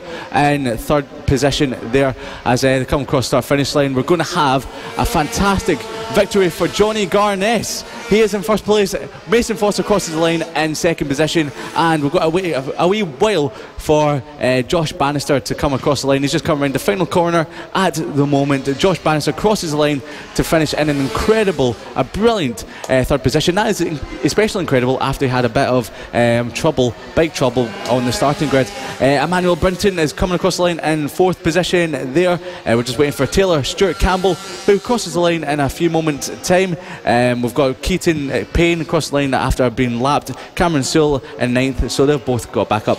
Cobe Perry in 10th place, and Taylor Stewart Campbell finishes in 5th. We're just waiting for Charlie Huntingford and Ruben Bray, so they're coming round down the back straight at the moment. Fantastic recovery from Ruben Bray, who only lost 1 position after he got tangled up with Cameron Sewell on the second to last lap. As they come across the line, it's going to be Charlie Huntingford in 6th and Ruben Bray in 7th position, Keaton Payne in 8th, Cameron Sewell in 9th, and Cobe Perry in 10th position. So it was quite a strung out race there, guys. Not too much going on apart from obviously Bray and Sewell tangling with each other, but both up and okay, so which was quite good. But Johnny Garnes, class of the field there, wasn't he? Yeah, he did a really good job, doing really good lap times as well. Obviously there is throughout this race quite a big gap between their best lap times, so, which was a bit weird because obviously they were really close together. Yeah, qualifying was extremely close affair for times, but the race position is a bit strung out, which can sometimes happen when lap times can be very, very close. But congratulations to our top 3 from the previous race there, the LC Juniors. There we had the LC Elite, and race 1. But just remember, they will be back tomorrow for race number 2. But next up, we're going to have the senior mini moto race, which is promising to be an absolute cracker as well this weekend. The lap times have been pretty close, and what can we expect to see from this, Blake? Well, through this race they normally stay as a pack. There's not really anyone who pulls away. That's about it, to be honest. Yeah, so as we're waiting for the riders to come out onto circuit, we do have quite a lot of good lap times from the qualifying session there, and we've got the starting grid just getting made up as we speak. If you don't know, we are at Coolfab. If you're just tuning in, we are in South Wales at Llandow karting circuit, and the sun is shining. If you're ever in Spain, to be honest, who needs Spain? when you're here, so it's just as good. We've got spectators across the road watching the racing today, enjoying themselves, basking in the sunshine on this Saturday, March weekend. So the riders are on the grid. They'll be starting their green flag lap in a few seconds time. There's a bit of a smaller grid for this one than we've had so far throughout the rest of the day, just to check in if everyone's on the grid. And going from pole position today is going to be Matt Birkin, and alongside him on the front row of the grid is going to be Bernie Hook. Andy Whedon will be on the second row of the grid in third position. Josh Birkin, in relation to Matt Birkin, is going to be in fourth. So Matt Birkin and Bernie Hook have had a very close couple of lap times in the qualifying session there. Looking further down the order, we're going to have Sam Huntingford in 7th place, and we're going to have Chris Yeomans in 8th position. The 4th row of the grid is Rob Petit there, and Craig Ashall is in 10th position. Ross Michael is on the 5th row of the grid in 11th position. Mitch Hollinsby is in 12th, and on the 6th row of the grid, apologies, they're a little bit further up. On the 6th row of the grid, we have Robert Kintley in 11th position, and Neil Skinner in 12th on the grid. So as around the warm-up lap, what can we expect to see from this race? You said close battles, Blake, but is there anyone standing out for you as the person to beat? Maybe Matt Birkin? Generally the top three, to be honest. They were doing really good lap times in the qualifying, and I think they could probably do a little bit better under pressure in this race. Yeah, absolutely. So as they come round to the starting grid, we've got Bernie Hook coming onto the grid, followed by Matt Birkin as well. So Matt Birkin, you can definitely see, stands out a little bit from the rest of the other riders. He's got a blue and orange racing suit on, so you can definitely tell him from around the lap. And I'm going to hand you over to Chris to take you off from the start. Yes, so Birkin will be on pole position, although he'll have the outside line to into the first corner. Hook will be alongside, and if he gets a good start, should be able to get up the inside in towards turn number 1.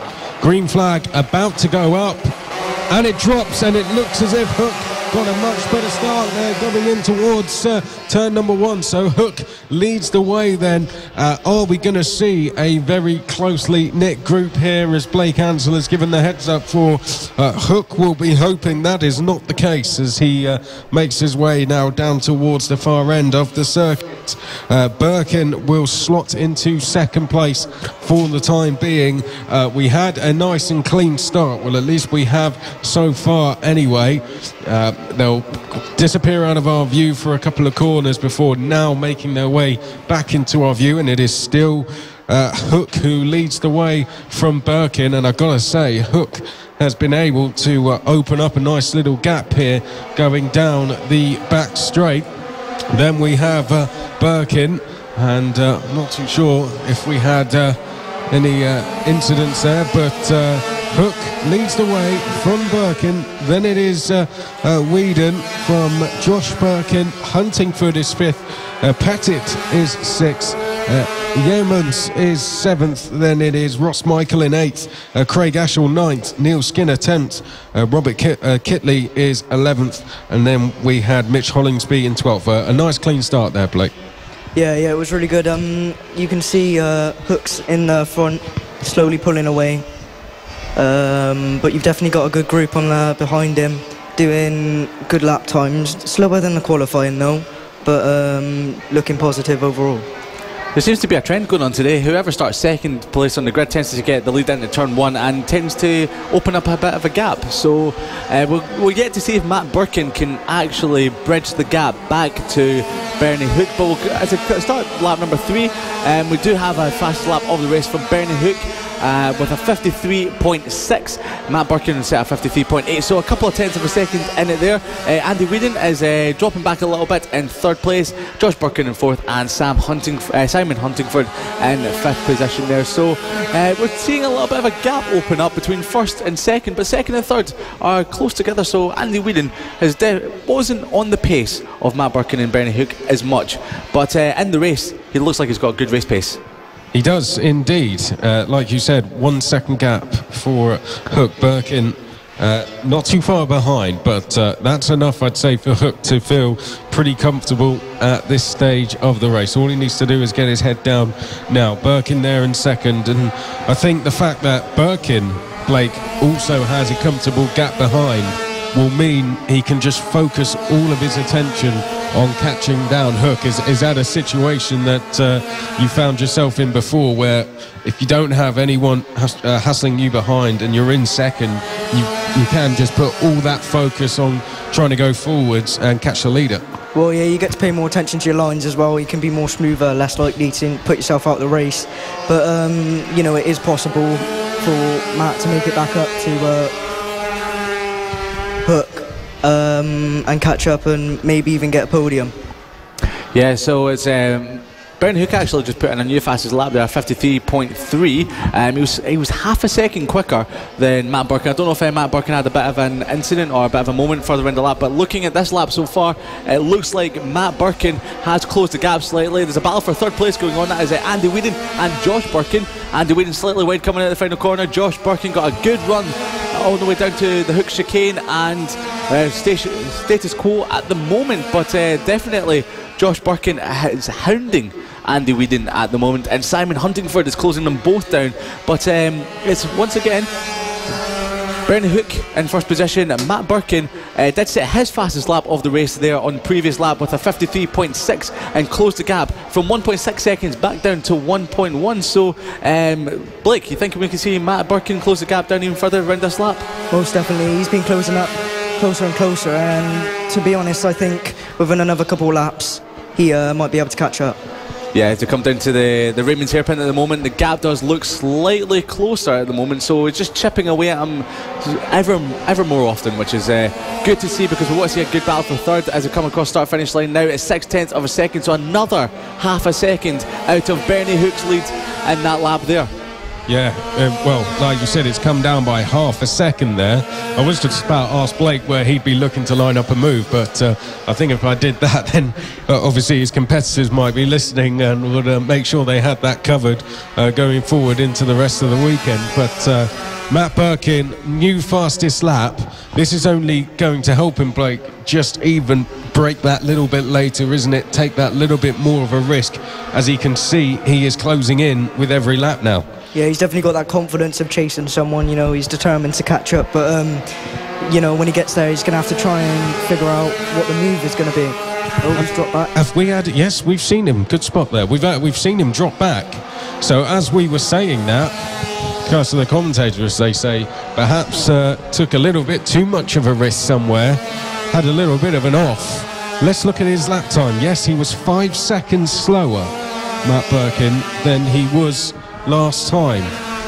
So we've also seen some changes further back, haven't we? I think, is that Andy Whedon up to third, or have we seen someone come into the pits? Josh Birkin was chasing down Andy Whedon in fourth place there, but he's dropped a couple of positions on that lap from fourth down to sixth. Simon Huntingford is now up to fourth place. We've got Rob Petit in fifth place there. We've got the leaders coming onto the back straight as we talk, and we've definitely would like to see what happened to Matt Birkin there. We've got them scything through the back markers at the moment. Bernie Hook is still leading the way at the moment as across the finish line. He's just at 54.9, so he's backing off a little bit, but once again he's getting held up a little bit by the back markers. Matt Birkin took half a second out of the lead of Bernie Hook, but he has 5.4 seconds further behind, and Andy Whedon comes across the line, so he's holding third position at the moment.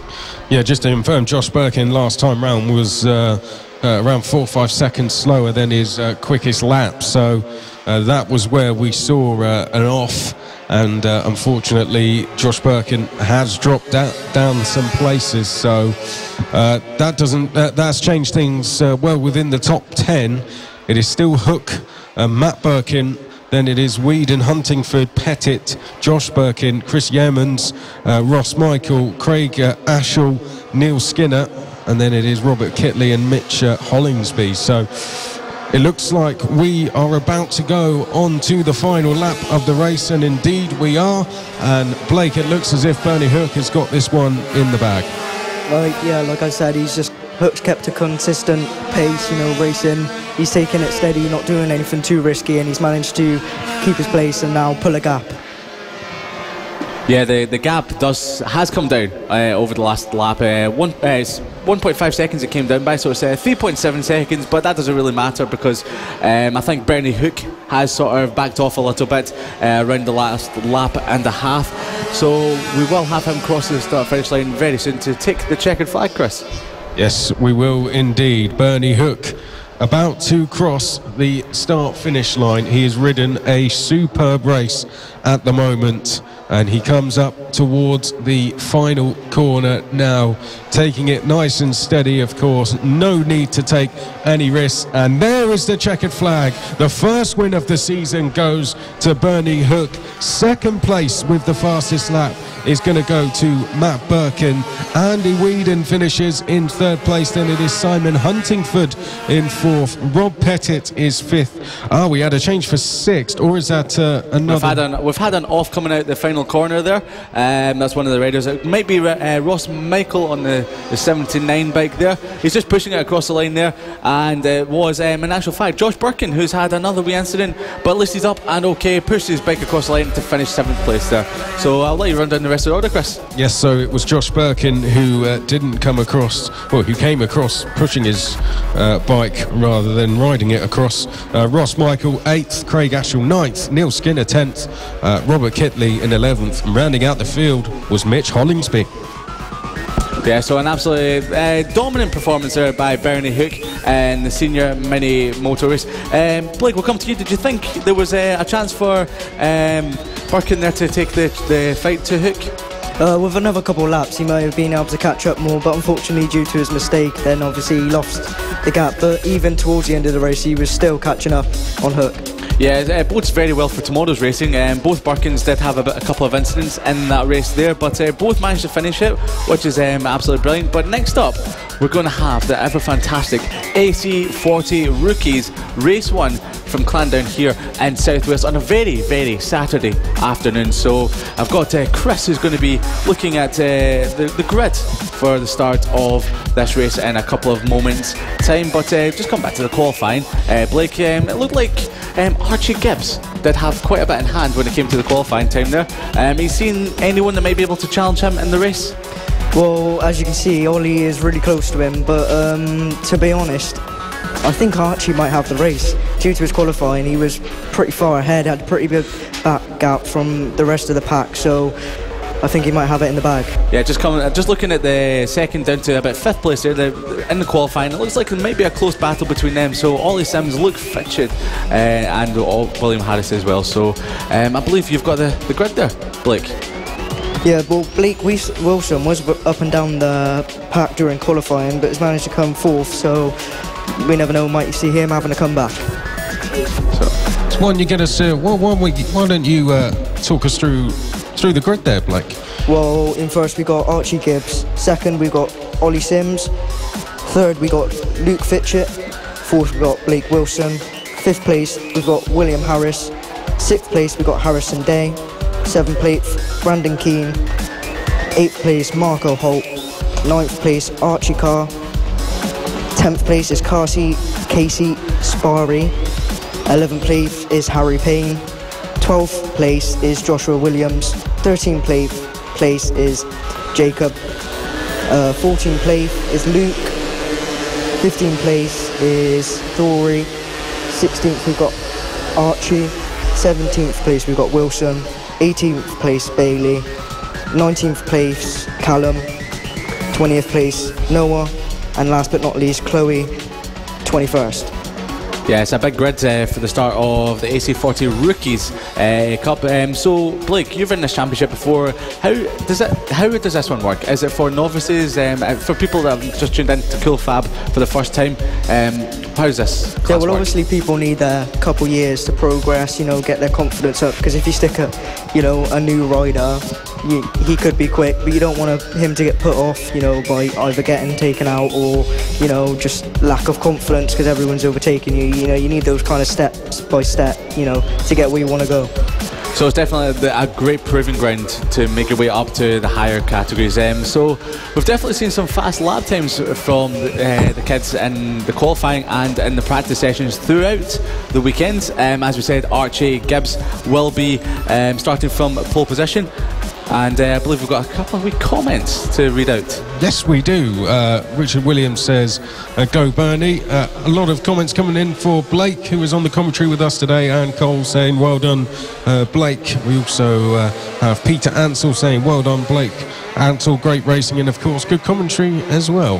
And Laura Ansell saying, yes, Blake. So great to have Blake Ansell with us, of course, a rider in this paddock, and he is going to be with us in the commentary box for the weekend.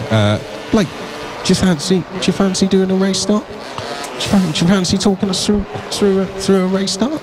Or I'll leave it to the professionals for a bit. Well, maybe tomorrow. Maybe tomorrow. But Liam, I'll hand over to you for this one then. I was Looks like we're about to go green. Yeah, so the green flag is in the air, the flag is dropped, and we've had a fantastic start by Ollie Sims as head down into the first order, but it's Blake Wilson from third in a row, round the outside of both of them into first place as they go through the Hick chicane, and it looks like Ollie Sims is in second position ahead of Archie Gibbs, who's dropped a couple of positions from the start. Once again, it's that second position on the grid. It just seems to always get the good run into the first corner there, but having a look around the far end of the circuit, there is definitely a bit of a squabble for first position there between Archie Gibbs, Ollie Sims and Blake Wilson as they head around the curve. We have a little bit of a look up the inside on Ollie Sims, but I think he's managed to hold it so far, which is definitely something that could progress throughout the rest of the lap as they make their way around Diggers onto the back section of the lap. We're heading down to Raymond's there, and there's a bit of a gap at the front. He's managed to hold it off as we head into the final hairpin. We've got Archie Gibbs looking up the inside of Ollie Sims, but I don't think he's got it so far. And across the start-finish line, it is still Blake Wilson in first, ahead of Ollie Sims and Archie Gibbs. Luke Fitchett across the line in fourth place. William Harris in fifth. We've got Harrison Date in sixth place there. Arnie Carr in seventh. Marco Holt in eighth. Brandon Keane in ninth place. And running in the top 10 for lap number one is Casey Sparry. So it's definitely been a fantastic lap. Great start for Blake Wilson, who started third around the outside. Very, very bold move, wasn't it, Blake? Yeah, he's doing really well. Obviously, you can tell by his lap times, the kids are slowly progressing their speed. Obviously, throughout the race, you're going to get quicker and quicker, and you never know, you might be getting held up through the packs and stuff, and then when you come to back markers can play a massive part in certain races, you know, because the person in front of you can get hold up and you can get a clean overtake. Yeah, absolutely. So we're coming into the final corner once again. Archie Gibbs keeps taking that tight line into the final corner, just letting Ollie Sims know that he's there. Yeah, well, it looks as if a lead group of four has become a lead group of three. Blake Wilson, Ollie Sims and Archie Gibbs split by just under 1 second at the moment. Fairly equidistant are those three riders. Then we have Luke Fitchett in fourth place and William Harris in fifth. So a pretty close battle between our top three. And it looks as if we could have a battle developing there. We'll ignore fastest laps, of course it was only lap number 2, so we should expect to see our fastest lap there, but it looks even closer this time, Blake, doesn't it, as we go on to the back straight one more time. Are we close enough to see any moves, you think, going into the next lap? Yeah, as you can see, they're all really clumped together. To be honest, I think some moves are about to be made. It's just getting that, you know, you follow someone for a certain amount of laps, you can find where their weaknesses are, and then you can make the move. I was going to say, it looks as if Archie Gibbs seems to be taking a tighter line into that last hairpin. Have you seen that be a preference in the past, or is he just eyeing up a potential move and seeing if he's close enough? He's just looking for the good spots to make the moves. You can see he's trying to edge his way through. Obviously, he just can't quite make the move yet.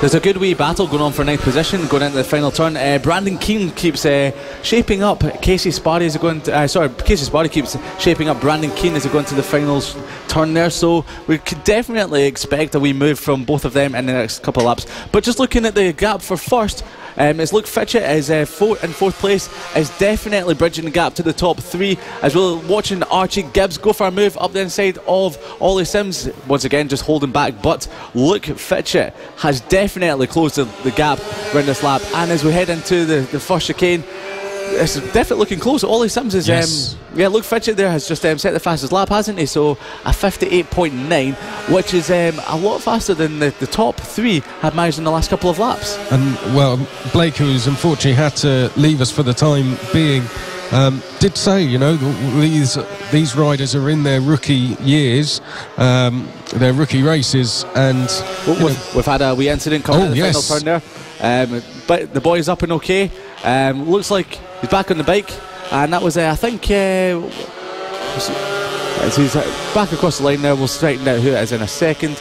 It was one of the riders a little bit further down, but thankfully the rider is up and okay. He's got his hand up, and I think he's just pulling off to the side of the track. Yeah. There might be a problem with the bike there, but it's good to see. Good to see that he's okay at the moment. But the leaders have definitely come across the back markers at the moment. It's still going to be Blake Wilson in the lead ahead of Ollie Sims, who's shaping up a move into turn number 1.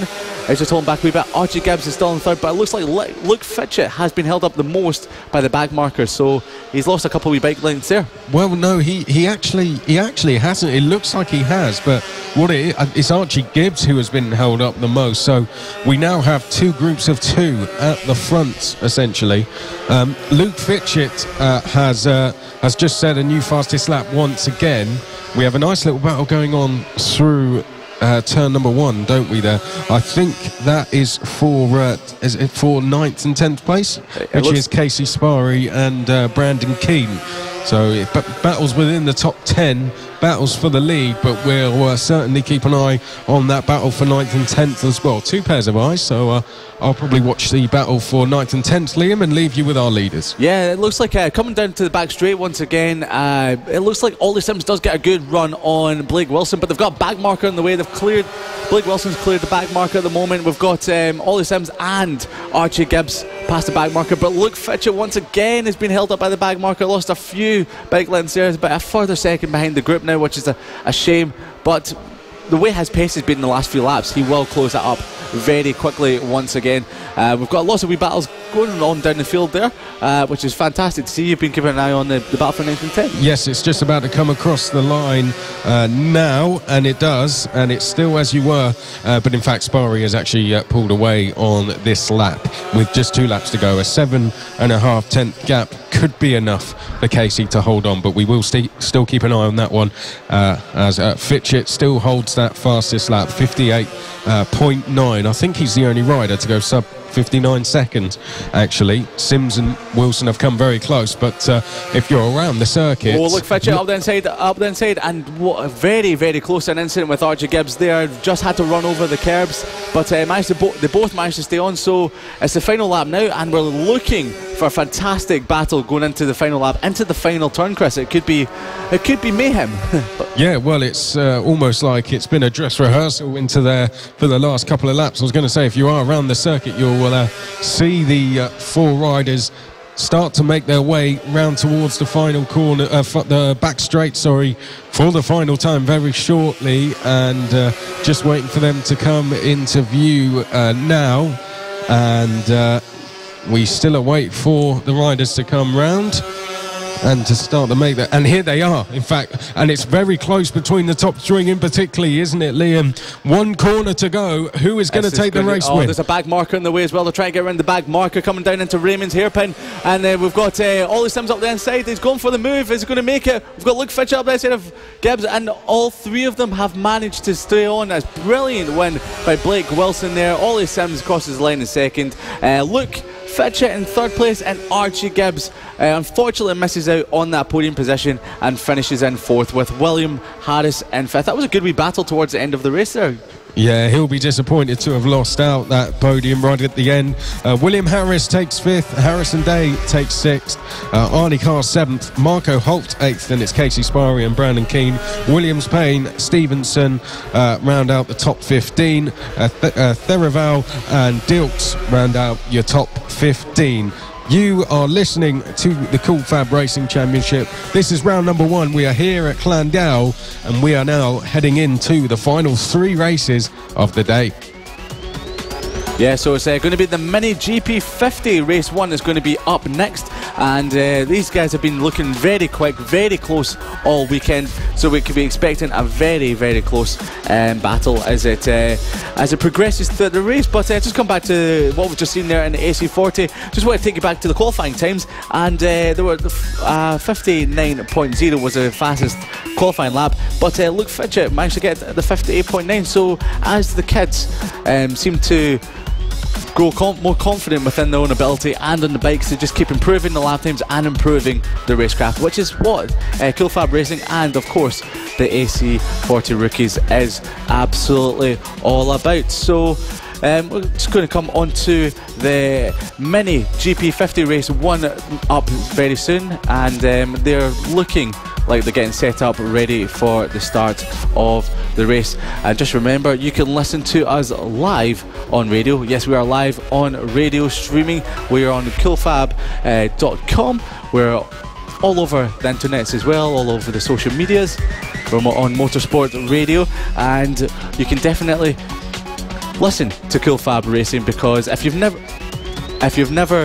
listened to it before or heard of it before and you've just tuned in, please get in touch. You can find us on Facebook, Cool FAB-Racing, and we'd love to hear your comments about the racing that's going on today, what you think of the riders, what you're expecting from the racing as it progresses into the later part of the evening, and of course tomorrow. Yes, we've had a couple of comments actually from Lee Denny, who says good luck Archie, number 91, and Joe Payne saying a good luck to Harry Payne, league number 11 bike. Don't forget to share the stream. Of course, that is how we are going to get more people tuning in and get the word out there about how good this Cool FAB-Racing Championship Series is as well. It is of course the official road to MotoGP, and we've had plenty of riders prove that in the past, both past and present. And it is also the partner series to the British Superbikes Championship as well. So you couldn't get much better than that for these young riders who are looking to move their way up the pecking order and potentially turn this into a full-time career one day. Yes, so as you can hear in the background, the Mini GP50s are off on the warm-up lap, and I'm going to give you a quick rundown of the starting grid. So we've got Josh Bannister on the front row of the grid, starting in pole position. Next to him is Kyle Payne. We've got Lucas Brown on the second row of the grid, and third, Harrison Crosby is next to him on the second row there. Ryan Hitchcock is in fifth position. Mason Johnson is also on the outside of the third row. Sullivan Mounsey is in fourth and seventh. Ollie Walker is in 8th position there. Clayton Edmonds is in 9th. Ronnie Harris in 10th position. Ollie Horner in 11th. Jimmy Parker we have in 12th position. Taylor Stewart Campbell is next up in 13th. Harrison McKay is in 14th. And 15th we have Ben Jolliffe. Finnan Werty is in 16th, and rounding out the bottom of the grid is Warwick Brady in 17th. So as the riders come up to take their positions on the grid for the start of this Mini GP50 race, you can feel the tensions are high, but these are cool kids, and we believe that they're going to be ready and raring for the start of this race, and it's going to be a fantastic start to this race. So as you can see, the riders at the back are just lining up. We've just had Finnan Werty and Warwick Brady pull up at the back. A couple of wee last minute words, and I'm going to hand you over to Chris. Thank you, Liam. Right, let's get ready to go racing once again. Okay, we are about to go racing for the first time in Mini GP50 this season. The green flag is about to be shown. The revs are already rising. There is the green flag, and it drops, and it looks like a brilliant start from Kyle Payne, who not only takes the lead but takes a pretty comfortable one in that as well. It looked as if Harrison Crosby went into second place. Again, that is the second consecutive race we have seen the two starters from second and fourth take first and second into the first corner. So Josh Bannister immediately. He's going to have some fighting back to do here as we are on the first of 11 laps, and it is Kyle Payne, your race leader. We'll confirm that Payne still leads the way. Oh, and I think, are we side by side? No, that's just my eyes deceiving me there. It is very close though, particularly for second place as they come into the final corner, and I think a challenge there for what was, I think, 4th or 5th place across the line. Then it is Payne from Crosby, as we said. Bannister is in 3rd and Lucas Brown is in 4th, and I can tell you that the top 4 are split by just 1 second. Johnson 5th, then it's Hitchcock, Munsey, then we have Walker, Edmonds and Parker. Yeah, it was actually Sullivan Munsey there that went for the dive bomb up the inside of Mason Johnson, ran a bit wide, and Ryan Hitchcock made his way into 6th position there. So very close racing down the mid-pack at the moment, but Kyle Payne has definitely had a bit of a lead, but it's been closed up now by Harrison Crosby and Josh Bannister as they head down the back straight. We could have a change for the lead here. It's going to be, and it's not, it's at the moment we've had Kyle Payne hold up this position there, and in 5th position across the line we have Ryan Hitchcock nearly touching Mason Johnson there, elbow to elbow, as he came into Raymond's hairpin at the end of the lap. That was very close there, wasn't it, Chris? Yeah, good move that from Ryan Hitchcock. As you said, almost contact, which means it was a clean move. Harrison Crosby quickest on that lap, and he is only 0.09 of a second back from Kyle Payne here. Then it is Josh Bannister, and Lucas Brown has actually fallen away from the top 3, so a top 4 becomes a top 3 at the moment. But that said, Lucas Brown is starting to fight back now. He is certainly not being caught by the pack behind, and there comes a challenge for second. Is that our pole sitter, Josh Bannister, trying to go back into second? It was, but me saying it was means it was not a successful move. So the top 3 still stay as they are, or shall I say second and third do, because Harrison Crosby is now your new race leader. Yeah, Harrison Crosby has managed to take the lead of the race on that lap there. Kyle Payne doesn't look like he's holding the pace of Josh Bannister or Harrison Crosby at the moment, but we could see maybe with Harrison Crosby taking lead of the race, Kyle Payne might be able to tag on to the back of him, and Josh Bannister once again looking up the inside into the final turn, and not only that, looking up the inside as they went on the way down to the hook chicane. But once again, here we go, they're onto the back straight, and we've had Josh Bannister have a fantastic run onto it, but he's not late enough in the brakes.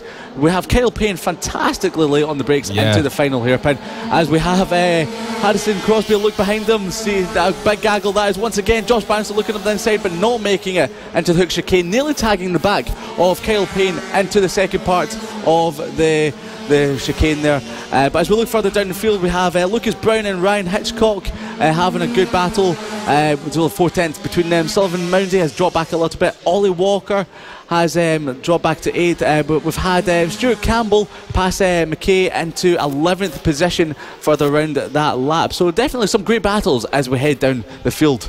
Yes, have we had a change for lead though, or was that a challenge that didn't quite work out? Harrison Crosby and Kyle Payne, it is battling away. Kyle Payne has dropped back to 3rd. Ah, right. Well, that is something we definitely weren't expecting. A move that went wrong, perhaps, as they come across the line. So Josh Bannister back into second and already putting pressure on Harrison Crosby. Kyle Payne in 3rd, Hitchcock 4th, Brown in 5th place at the moment. Did we see any more changes further back?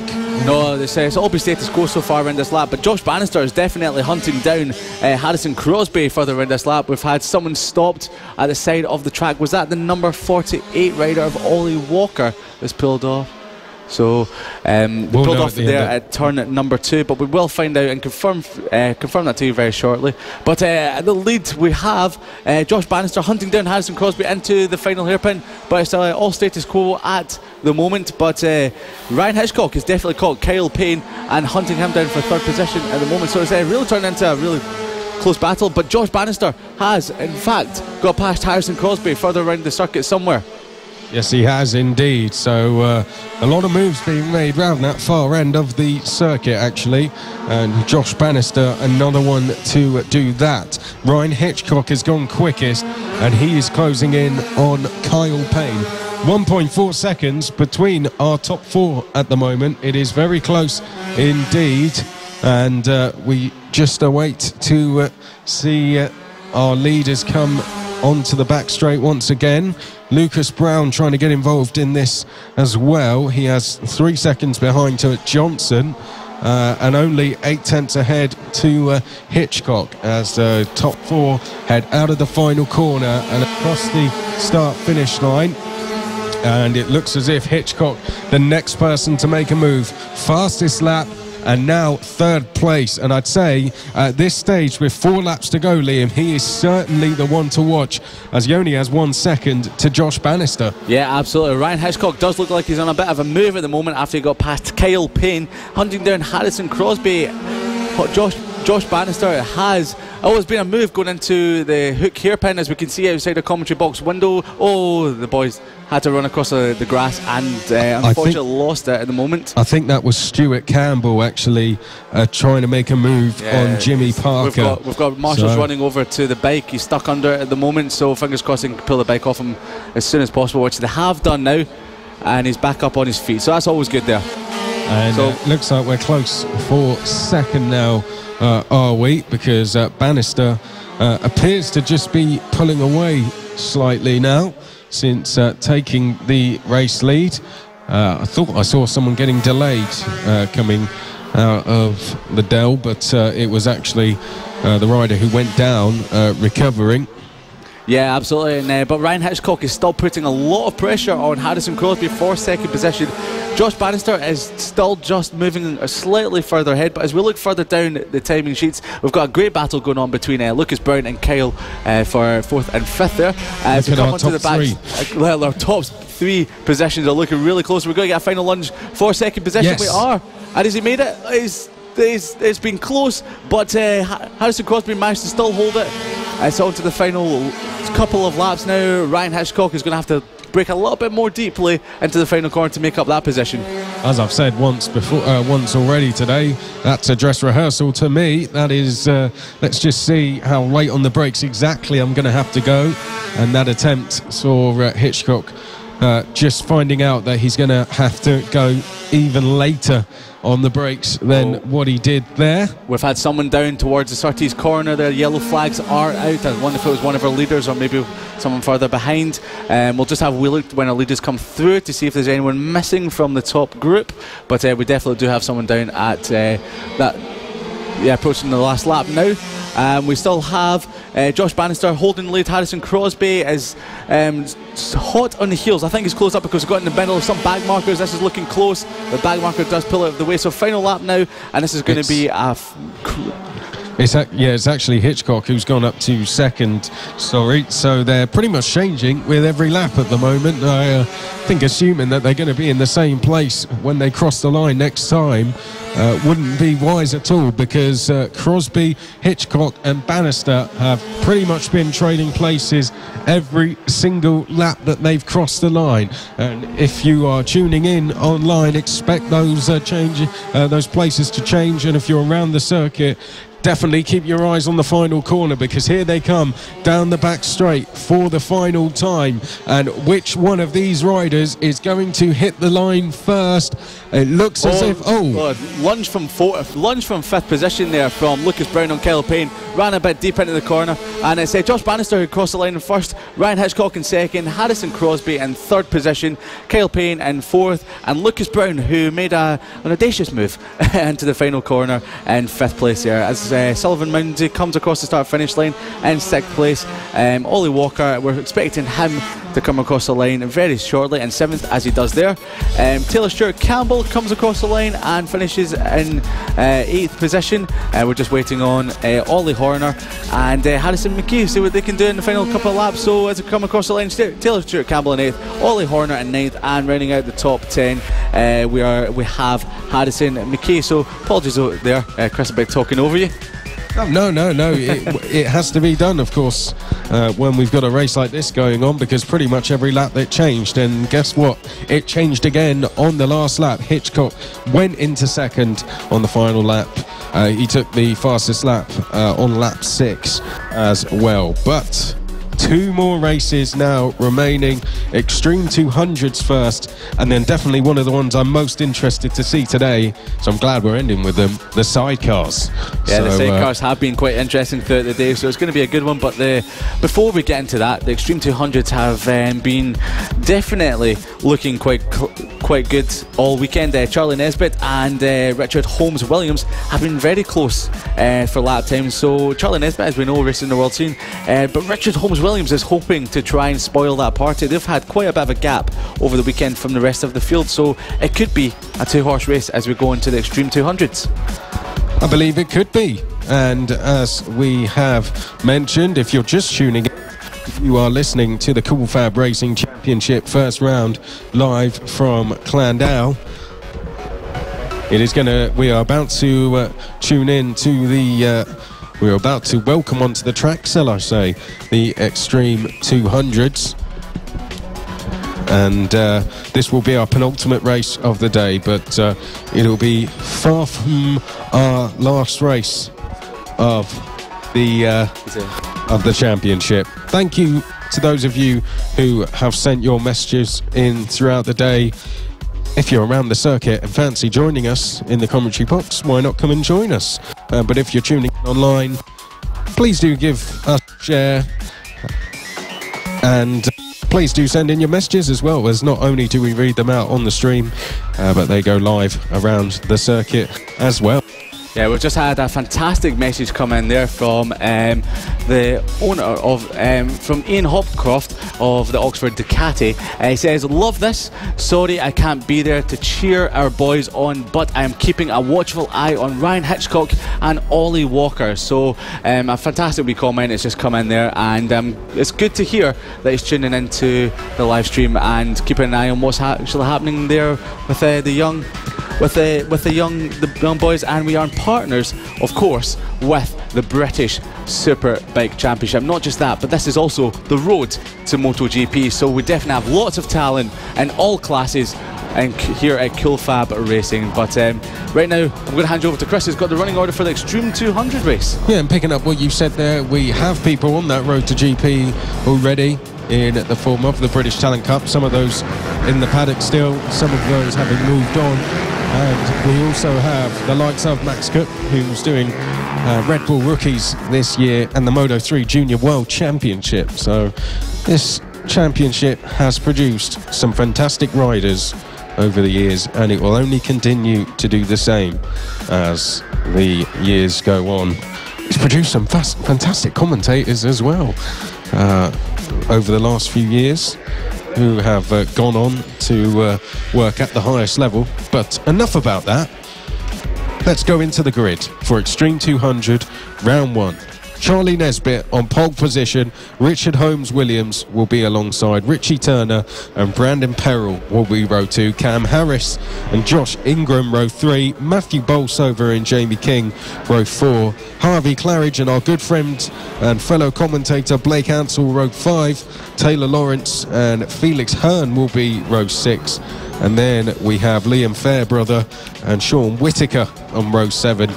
And Ian Jackson is going to round out the field from 15th place. This is going to be a 12-lap race here at the Llandow kart circuit. Looks like the riders are in position, so that means it's time to hand over to Liam Hodgins to talk you through the race start. Yeah, so the riders are ready and ready to go. The green flag is about to be put up in a few seconds' time.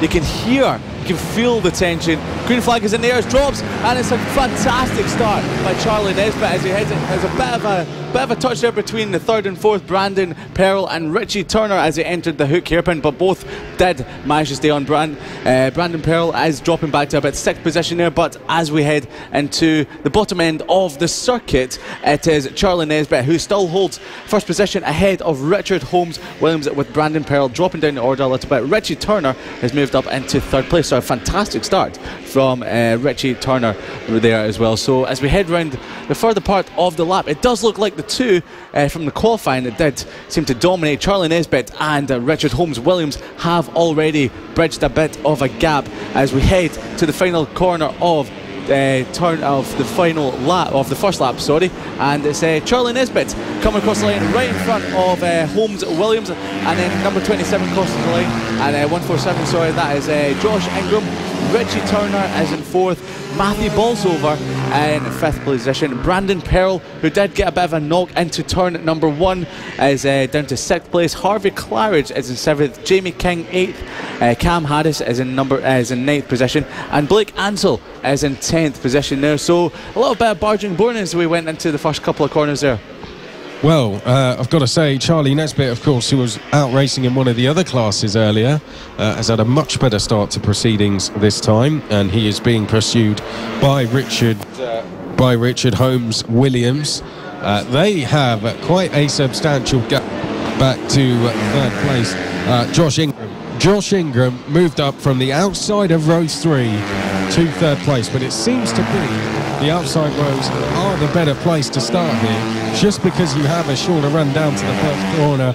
You have the inside line for the right-hander, but not for the left-hander that immediately follows, and that is why the pole side are on the left-hand side of the track. But so far it's been a sort of 50-50 with how that's played out for our pole sitters. Charlie Nesbitt looking very good on this lap. His lead was 1.5 tenths last time, or just over that, and it's extending this time. So, yeah, absolutely. So it looks like he's bridged a bit of a gap over Holmes-Williams, but they do have a massive gap over third position. To come across the line, it's Charlie Nesbitt extending his lead ever so slightly. Josh Ingram is going to come over in second and third place. Richard Turner fourth. So it's the top two have bridged a bit of a gap. Third and fourth have bridged a bit of a gap. Then it's Brandon Pearl in fifth place, who has got Matthew Bolsover all over the back of him at the moment, and Harvey Clark on the back of him as well. So as we said, Charlie Nesbitt has increased the gap by about half a second, but it looks like maybe there was a bit of a moment for Holmes-Williams on the previous lap, because as we can see them hitting the back straight, the hanger straight, the gap is still pretty much the same at the moment. So it's looking quite close. We might actually have Holmes-Williams close back up as we come past start finish line. As we come across it, it's back down to half a second, so it was a tenth faster than Charlie Nesbitt on that lap there, Chris. Yes, it was. I mean, the close-ups are probably further down the field at the moment, particularly between the likes of Harris, Ansell and Lawrence for 9th, 10th and 11th. Let's see if that's still the case when they cross the line this time. Yeah, in fact, it isn't. It is Ansell who is now 6 tenths behind Harris, and then 1.2 seconds back to Lawrence. That's probably the closest battle on track, bar from the leaders, who are split by half a second. So we'll stick with them, and that's not a half a second gap now as they come into the last corner, is it? No, that's about a second, maybe even a second and a half as across the line now. We've got Charlie Nesbitt over the line, setting a new fastest lap, 47.1. Hey, and he's actually extending the lead by about 1.3 seconds on that lap alone. It's now up to 1.8, but we've got a great battle going on for third place here. That is Josh Ingram ahead of Richie Turner, and Brandon Pearl, who was up in the commentary box earlier on today, will not like seeing Josh Ingram in front of him, because there's a bit of a rivalry going on, a friendly rivalry as we should say, between them, with Brandon Pearl saying that he really wants to beat Josh Ingram, especially on the last lap and the last corner. Well, he might get that chance, because Richie Turner is only 3 tenths back from Ingram. And if Brandon Pearl can close up as well, then we could have a great battle for third position at the moment. But come back to the leaders, there's definitely a bigger gap. Charlie Nesbitt has pulled out a bigger gap, but third place is looking really good. We have Josh Ingram and Richie Turner. Will Richie Turner go for the gap? Yeah, he's late on the brakes, but we have Josh Ingram even later on the brakes into the final turn. Yes, so we're not able to do the move that time. Is this affecting the gap now between Turner and Pearl? Let's see. No, it's actually making it even, is actually extending it, shall I say.